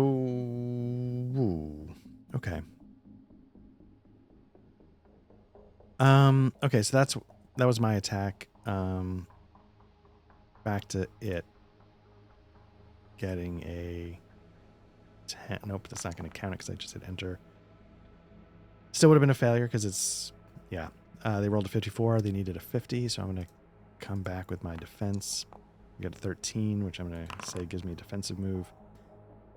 Your opponent receives the bleeding 1 condition. Interesting. I like the sound of that. Let's figure out what that means by bringing up the rules. I have a feeling that means it's going to, like, unless it has bandages, it's going to take 1 damage per turn. So maybe if I can just last long enough. Conditions. Bleeding X. A bleeding character receives an amount of damage determined by the effect's intensity until the condition is removed. This is a cumulative condition, so while initially it seems harmless, you must treat the damage as a damage roll. So if the bleeding damage is 3, that means the victim suffers 1 damage per damage dealt table. It can slowly become a real threat. Well, that's the thing. A bleeding of 1 is 0. It would need to get to a bleeding of, I guess, 5 in order. So, okay. I'm going to jot it down because why not? But 1. Also, let me just do one quick thing. I'm going to go over to here really quickly. I'm going to create a D10 tension die. We're going to prototype this token. Doesn't matter. Appearance. Graphics. Ker Nethalas. We're going to choose file. D10. Now, what did I do for these? Just so I know. 3. Okay.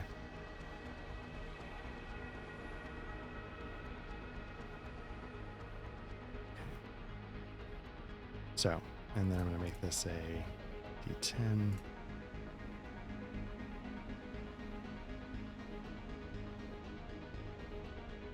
Okay, and then I'm going to swap this out.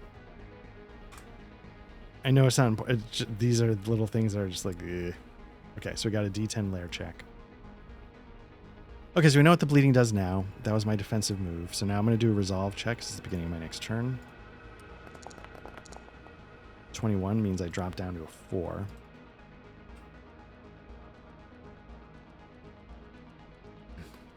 So yeah, I've dropped down to a 4.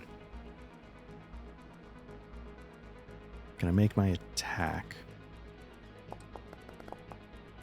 43, again, it needs a critical to successfully stop this. It gets a 6.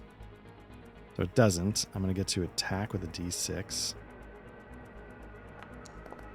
Got a 3, which is gonna do 1. So it doesn't do anything. Plus 10 magic resistance. So I've got this ring.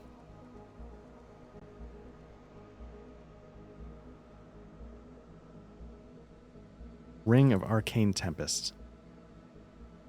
Allows the character to blast a wave of etheric energies that deal 5d10 arcane damage to all opponents in the room. So the question is, A, is arcane damage magic? I assume it is.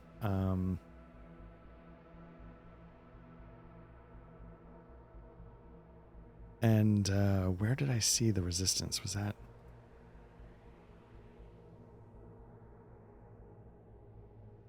Why do I'm so that I can't remember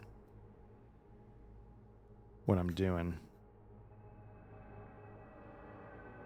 The rot.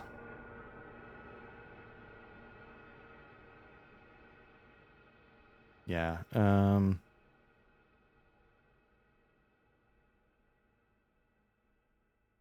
was trying to think of how to do resistance, right?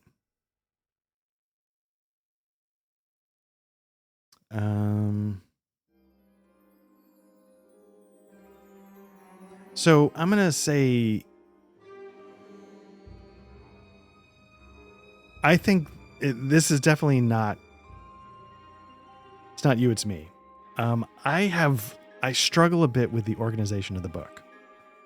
I don't think it's bad in any way, but for some reason, I just feel like, I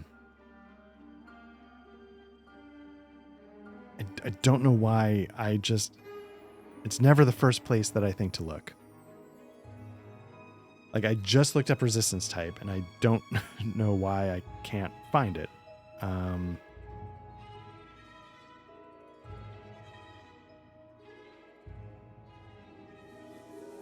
don't know why.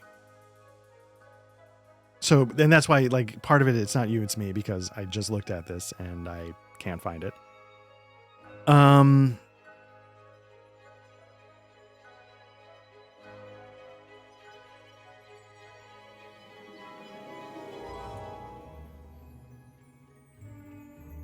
But at the same time, like,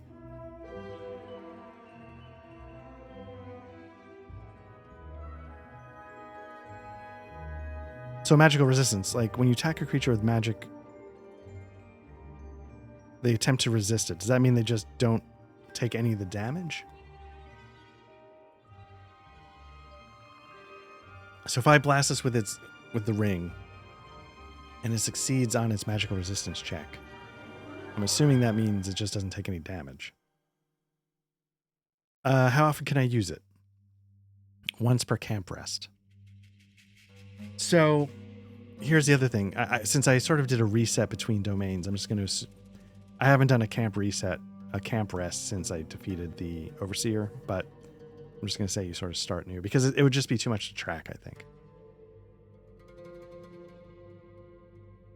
It'd be too much for me to track. I'll say that. So what I'm going to do is, what are we up to?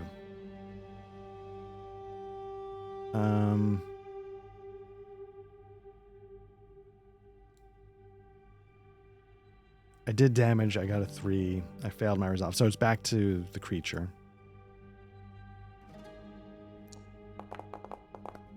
$43. Success. So it's going to be tough for me to... But I'm going to get a plus 10 because I successfully attacked last time. So let me don't forget that. 13. I needed to go the other way. Okay. It's going to hit me. The 3, which is Darkness Pulse. Take D8 necrotic damage and succeed an endurance check. So I'll just do the endurance check first. My endurance is a 20. I failed. So I'm going to do a disadvantage on my next attack. It's going to get to do a D8 for damage. Oh my goodness. A 7, which is 2 points. Okay, it could have been a little bit worse. An 8 would have been 3. But, that's going to knock... where did it hit me? Because if it hit me in a armored spot, abdomen...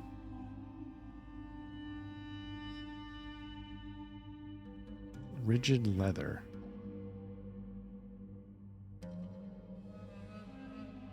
Maneuverability minus 20. I don't think I need to worry about that. But where am I protected?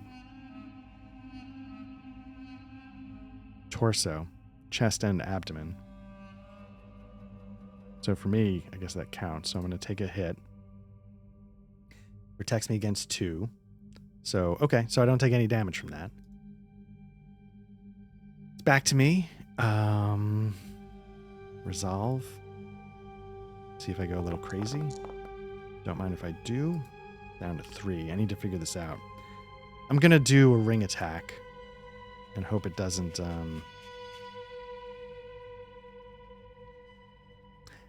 Do I roll? Or is it just, it does the damage? This just does the damage, and then let's. Oh my goodness, it resisted.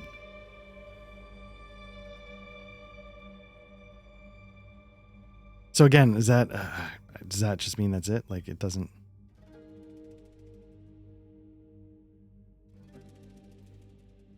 Magic resistance. What does it mean?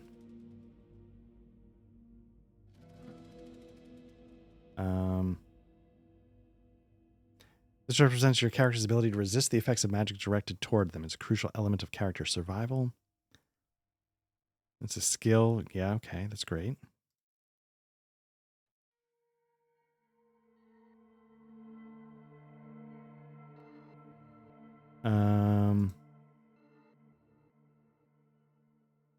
Sure.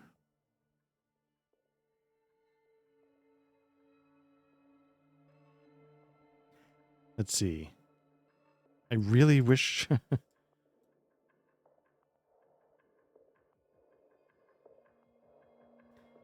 Yeah, I don't know.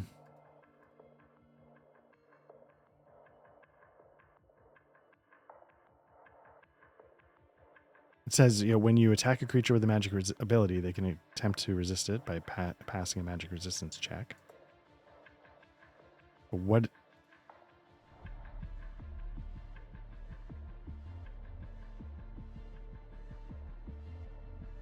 Basically, my assumption is it just negates it flat out. There's no nuance to it. But I want there to be nuance to it because I'm losing this fight. And that was the one shot I had to knock some points off because with its physical resistance, I just don't have what it takes to cut through.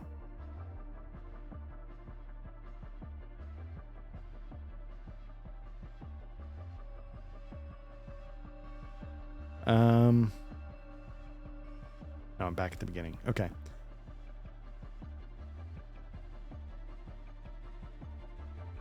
Let me just double check. It's a stupid thing. I'm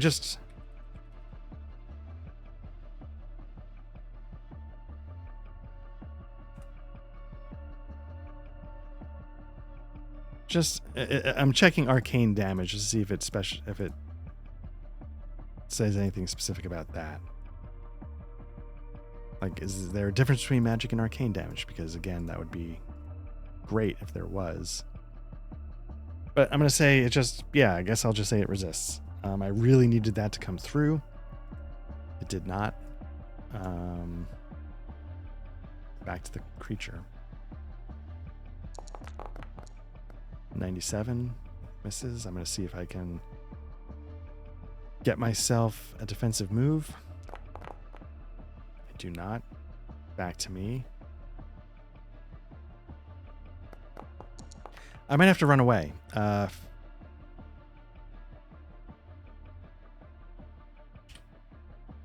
might have to run away because it's down to 3 hits. Well, let's see how I do this round. I miss. Okay. It succeeds, so it's going to get a defensive move.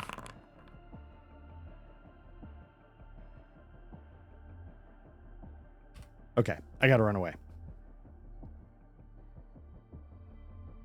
How do I retreat? What do I do? How do I do that? Nope.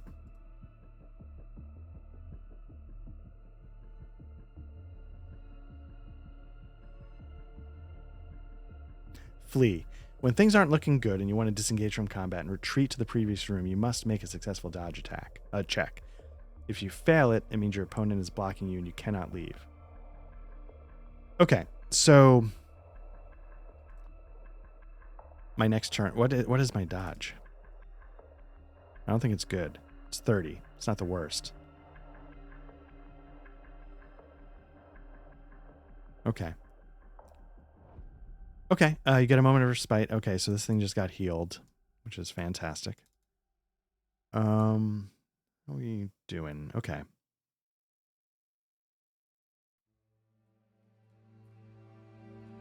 So it's going to attack. Give it a plus 10. 37. See if I can avoid this.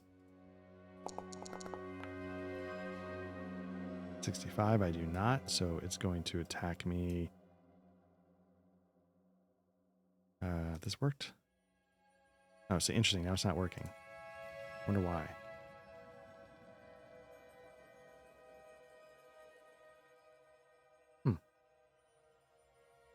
Okay, a 4 is a darkness pulse, so it's going to again be D8 necrotic damage.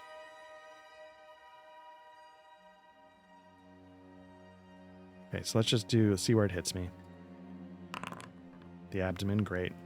D8 damage means could technically do 3, but it's only going to do 2, so the damage absorbs it. And I assume, even though it's necrotic, I need to do an endurance check to see if I'm blinded by darkness. I am. So my next attack roll would be with disadvantage. Would fleeing have disadvantage?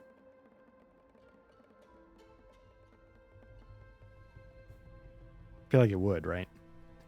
If I'm being logical. So what I'm going to do is I'm going to try fleeing. So again, I'm going to... This is bad. I should have been fleeing sooner. So that's partly, it's my fault. So I'm down to 1. I'm going to make a dodge roll with disadvantage.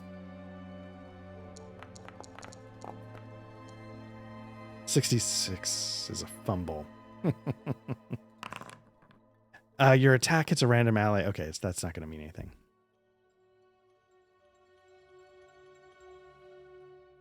Whoops, I forgot to add the 10, but it's a 57, which is a failure. Let me see if I can get a defensive move out of this. I definitely will not with a 96. It's back to me, resolve. 85, so I'm down. Okay, so that's it. I'm out of sanity. And that might be how my Ker Nethalas run ends. Let me see how this works. Rules. Sanity. Okay.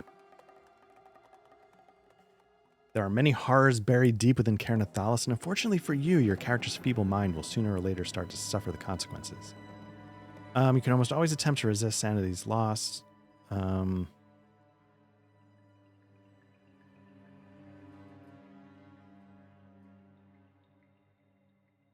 Okay, so there's frightening and horrifying. Horrifying, you'd lose 2 sanity per pop. That'd be even worse. Okay. So when you hit 0, you're going to roll on the madness table, I believe. Your character will be temporarily, or if you're unlucky, permanently taken by madness. When this happens, roll on the madness table. And fortunately for you, you can almost always attempt to resist. Okay, let's roll on the madness table. I rolled a 10. Oh, yes. Yes. A 10 is the traumatic experiences you've gone through have taught you a lot, and get 100 XP. It's basically, all of them are bad, basically, except for that. And then I think once you do, you reset your sanity.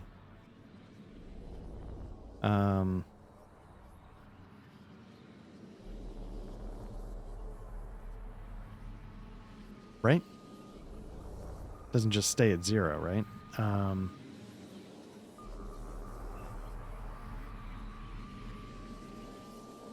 I missing it? Let's see. Is measured by sanity score. Higher the sanity, the longer they're able to go. Mind can crack. Score 0. Roll on the madness. When this happens, roll on the table. Fortunately for you, you can almost always attempt to resist.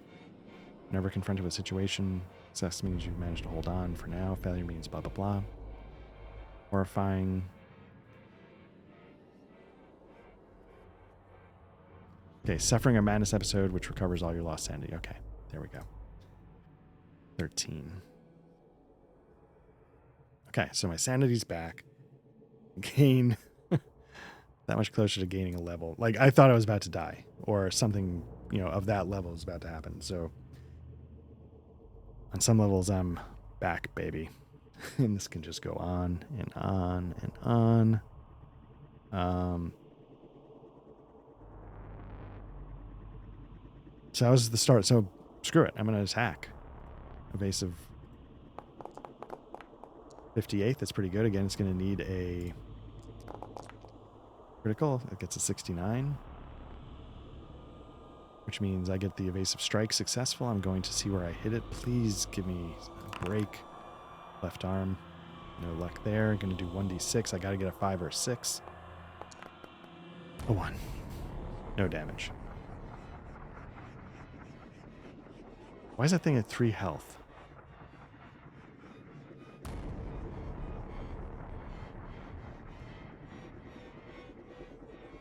I feel like it should be at 5, right? Didn't it heal? Didn't it get a... It did. So that thing's at 5. I still probably should be running away. It's going to attack me.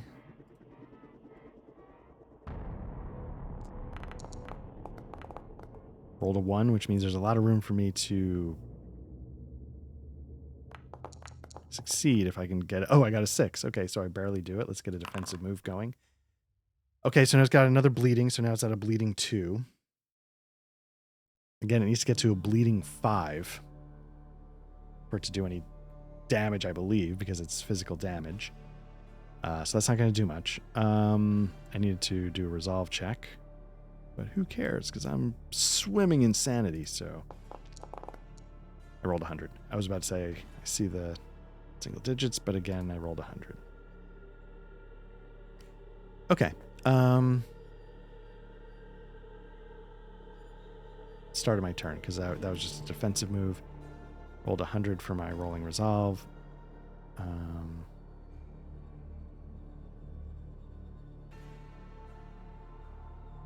think I missed a step here somewhere. I didn't give myself the bonus for the... Anyway. Rolled a 60, which I think is exactly what I need to succeed. So it needs to get a critical success in order to counter this. It rolls an 86, so no luck there. I'm going to hit it in the abdomen. Okay. And I'm going to do d6 damage. 5. So that means I do 1 point of damage.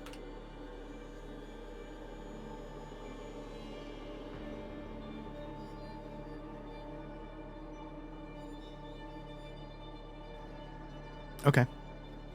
I successfully attacked, so I'm going to get a bonus to my defense. So it's going to attack me. Gets a 10. 22. Oh, it's a critical. So I need to get a critical. I got to match it with a critical. 58, I do not. So it's going to succeed. This thing doesn't work anymore. It hits me with a 5, which is evasive shadows, which just means disadvantage on my next attack. Okay. See how I do. 32. Actually, it helps me in this case. It could have been a 23. I don't know what actually... It looks like I actually rolled a 32, so that's fine. If it had been a 23 and it went to a 32, that would have actually helped, because that puts my number higher without going over. And that would have been great. So let's see. There's a little bit of room for the fiend to succeed, but it did not do it.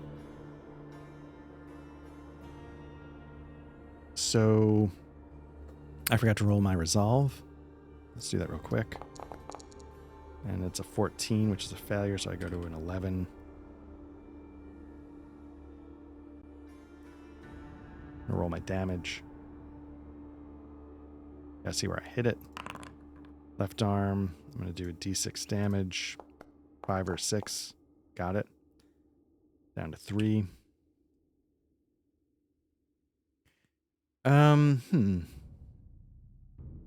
So here's the thing. My dodge to escape is a 30. That would get me out of this room. This room's a dead end. Like, that's a literal dead end. So I'm going to have to backtrack anyway. So the only thing I'm going to get from killing this creature is potential, was it spoils? A spoils table. And some XP and the ability to scavenge the room, which I'm going to fail at anyway. So if I retreat, I can get back to this room, and then what I'm going to have to do is I'm going to go back, and then I have to take this other door. Because again, even though it doesn't technically matter, it's supposed to sort of, you're supposed to sort of use the images as they are. So so that was my attack. So its attack comes up.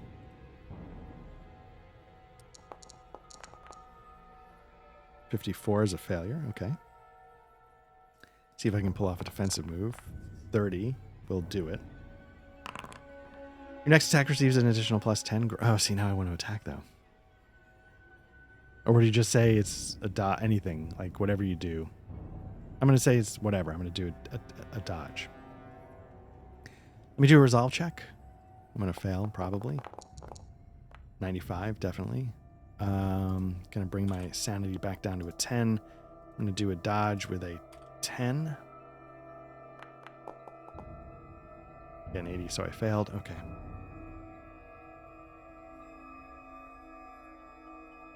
Okay, so it's back to the Umber Fiend. 71's a failure. Let me see if I can get myself a defensive move. 2, it pulls it off. Get a moment of respite. Okay, what I really want is bleed, because then I'd be up to a 3 bleed, and I'd be at least getting closer. Back up to 16 toughness, but I wonder if there's any that help with... Let me bring up the table. Is there anything that helps with sanity?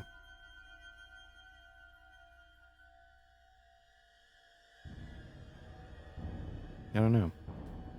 I don't think so. Okay. I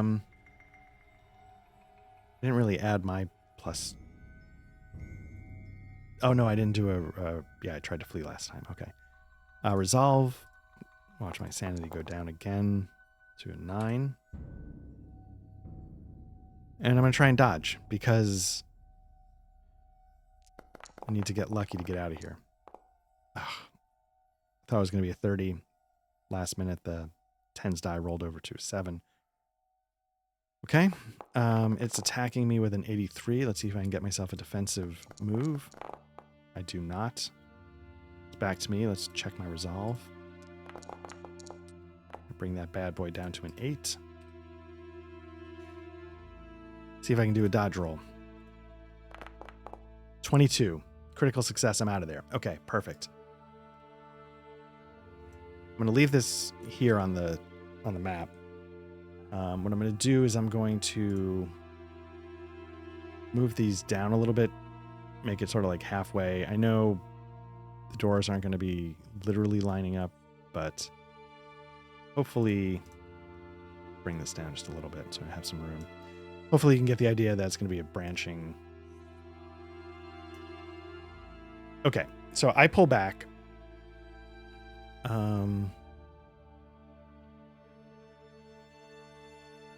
I think when you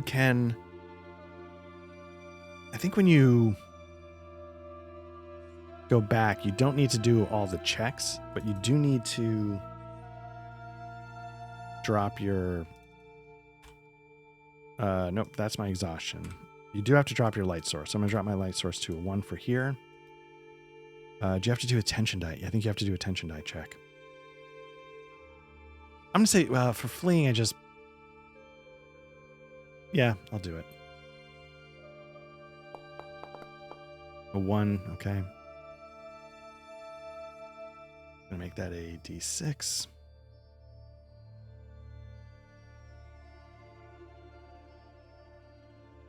Okay.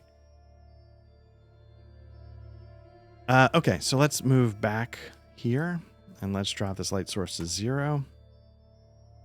And so what I'm going to do now is I'm going to go over to my equipment. I'm going to drop a candle down from 2 to 1. And that's going to bring my light source on page 1 back to a 10.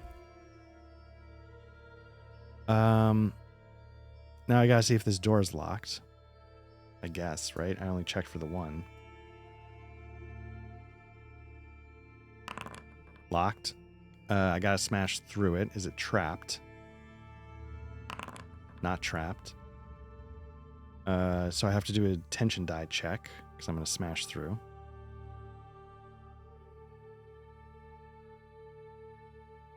What was it? Was it an athletics check? I think it's an athletics check. Failure. You have to each chew. Did I do the tension? I didn't do the tension check. 1. That's going to go down to a D4.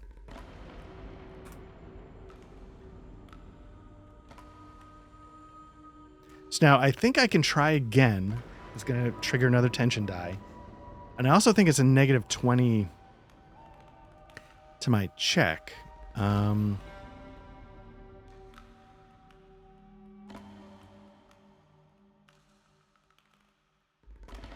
can always try and break it down. Do an athletics check.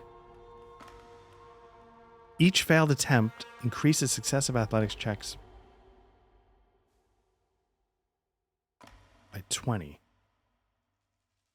So I think it's saying it makes it easier. So if you don't break it down the first time, you get a plus 20 because maybe you've splintered it a little bit. I think that's what it's trying to say. Thank goodness. Because in my head, I was like, wait, is it going the other way? Which means, could you get stuck? So I failed my athletics check. So now I'm going to try again, and I get a 20. I failed. I also have to do a tension die check. That fails.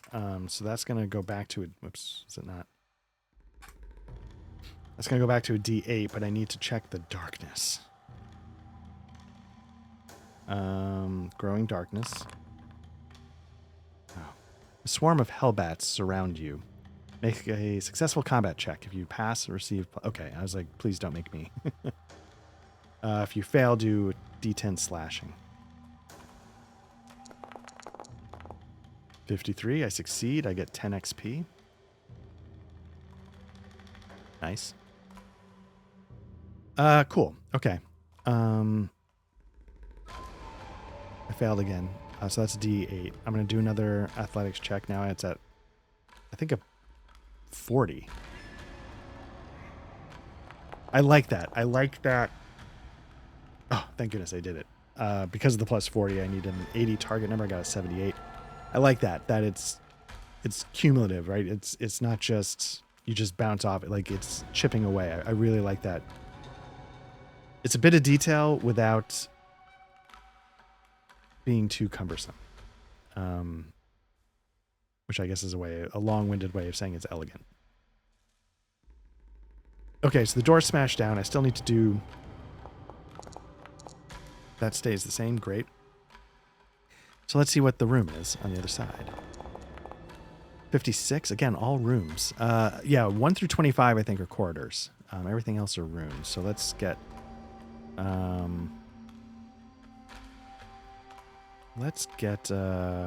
need tiles. No.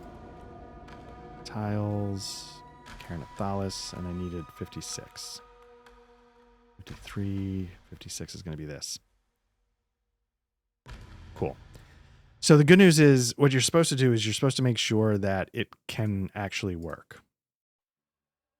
So this can work because it's got a door that connects and it keeps going. So like if this were a dead end, you would re-roll because I've already gone down a dead end this way and you need the dungeon to continue, right? So, and so this is part of the thing where like, I see the appeal of generating a random dungeon or, using that starter dungeon I thought worked really well. I really liked the layout. It felt very evocative. This, I really find it fun piecing it together and seeing how it develops. But it, it doesn't feel super dungeony, I guess, in a way where you'd have corridors into doors into, the first map that comes with the game is really nicely done. And, yeah, the room is completely empty except a thick layer of dust. A set of human footprints can be seen across the room. That's the description. We're going to do the tension die, which is a D8 check. 3 is fine. We're going to do a lair check. We want this to go down in a way. So it's a... Did I not do a D10? I keep forgetting the D10. I don't know why. D8. call this a D10 check. Bum, bum. Roll 1d10. Save. Okay. What was I doing? Layer check. 7 means it doesn't drop down. Although if we were hitting the layer here, we would, I keep saying like, you don't have to fight the boss, but I could see like we'd have to at least get by the boss. So that could be tricky. Whoops, no. We smashed through the door already, didn't we? I think we did. Yeah, because I'm in the next room. Did the layer check. We have to now see if there's combat. I think... Why am I forgetting? 12. I feel like that means combat.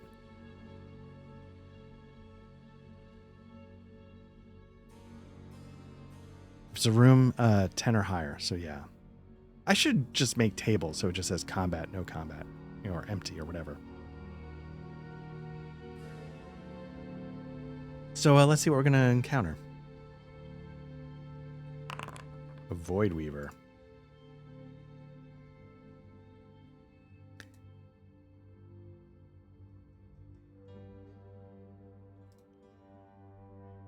Huh.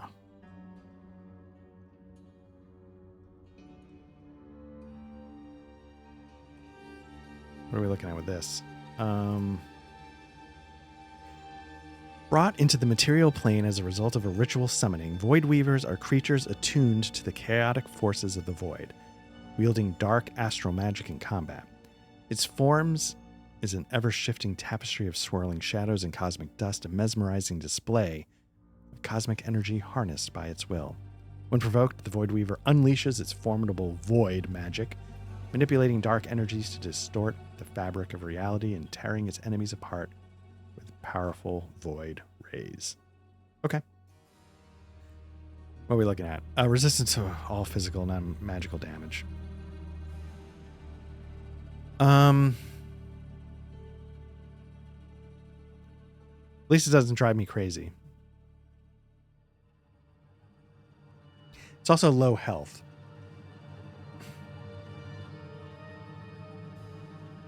Okay, so what I think I'm going to do is I think I'm going to pause here. This is a good first session. So let's talk about Ker Nethalas a little bit. I'm going to do another session to finish this domain up at some point. I continue to really, really enjoy it. That combat with the Umbra Fiend...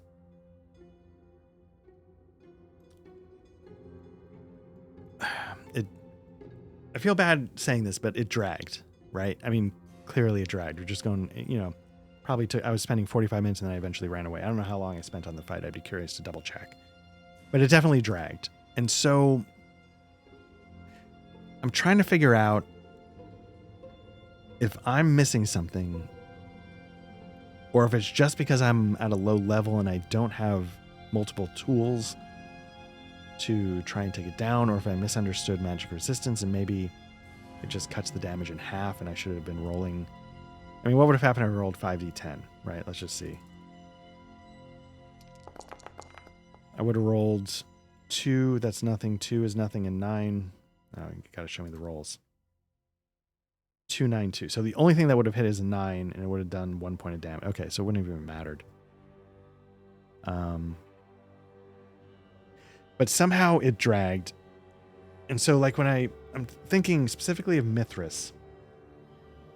Mithras has sort of a thing like this does. I'm looking at my RPGs over here. Where if, it combats opposed D100 rolls, and if you succeed and the other guy fails, you can get like a special action.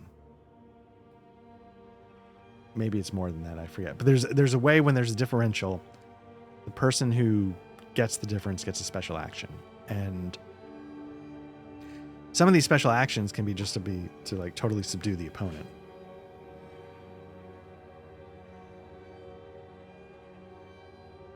So I'm not sure. And so the point of that is that it sort of shortcuts combat a little bit, so you don't just have endless back and forths. And I felt like I was in a bit of a loop I don't know if the defensive moves are meant to be sort of that short circuiting, and I don't know if I'm doing it exactly right. And maybe I'm missing something fundamental, but I felt like, if all weapons do 1d6 damage and then something's physically resistant, so the chances of you failing start to stack in a way that I feel like, makes the combat take a long time. And I don't know if there's a system recourse to help speed that up. And I don't know if it's just me, again, because I'm a low level. Higher levels, it wouldn't be such a big deal.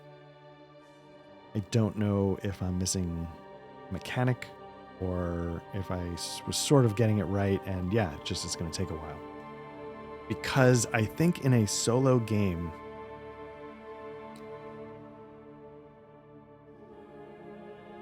and this is hypocritical because at the beginning of all this I said part of what I really like about it is that it's crunchy. It's got some crunch to it. I don't know if that loop that I was in, though, is crunch. So I'd be curious if I missed something or if there's some other way to figure that out built into the game that I'm just not seeing. Because I can tell you, yeah, in a solo game, I didn't need that loop. So the other game that's solo that has some crunch to it,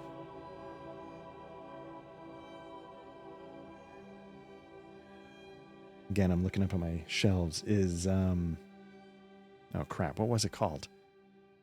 Was it called Rune? Rune?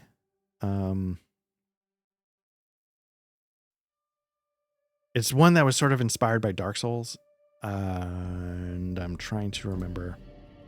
Trying to think. It's in a playlist. It's not worth looking up. I don't know why I'm bothering to look it up, but I think it was called Rune, and it was inspired by Dark Souls, and I really enjoyed it. And so because of that, and I apologize, I'm sort of finding my thoughts here. Because of that, it didn't drag. It wasn't a loop, I should say. Even if the combats took a while, you were sort of positioning, making moves, so it felt like it had that one little bit more of a detail to track, and it felt like it didn't get these loops that I got into, which again could entirely be my fault.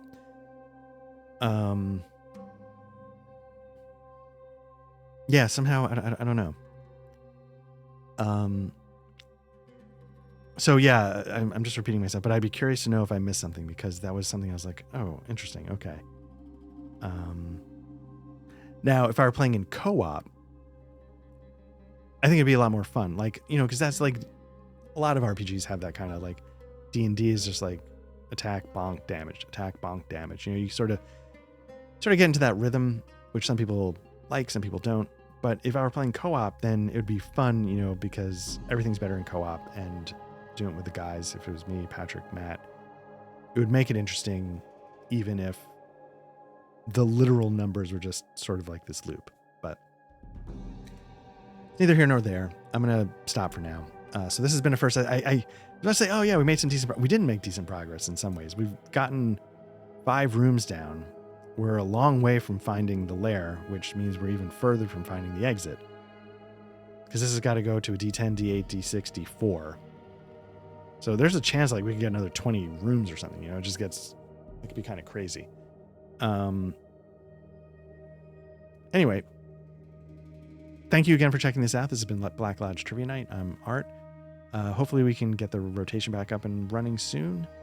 Again, I think we said in the last one that all 3 of us are on. This summer's been rough, and it's not quite over yet. So anyway, hopefully we'll get things back to normal soon. We appreciate everybody who checked this out. If you're watching this, you've already found our YouTube channel. If you want, you can like and subscribe. If you like audio versions of your actual plays or our monthly RPG discussion podcast, I'm Fine Coffee, just search for Black Lodge Trivia Night on your app, and we should show up. We really appreciate it. We're on all the socials, Twitter, Blue Sky, Mastodon. If you want to jump into our Discord and talk RPGs or CRPGs, the link's going to be in the show notes. Otherwise, we appreciate everybody who checks these out. We really, we hope, there's something to be gained by watching these. We have a great time making them, and we hope you're doing well. So take care. Good night.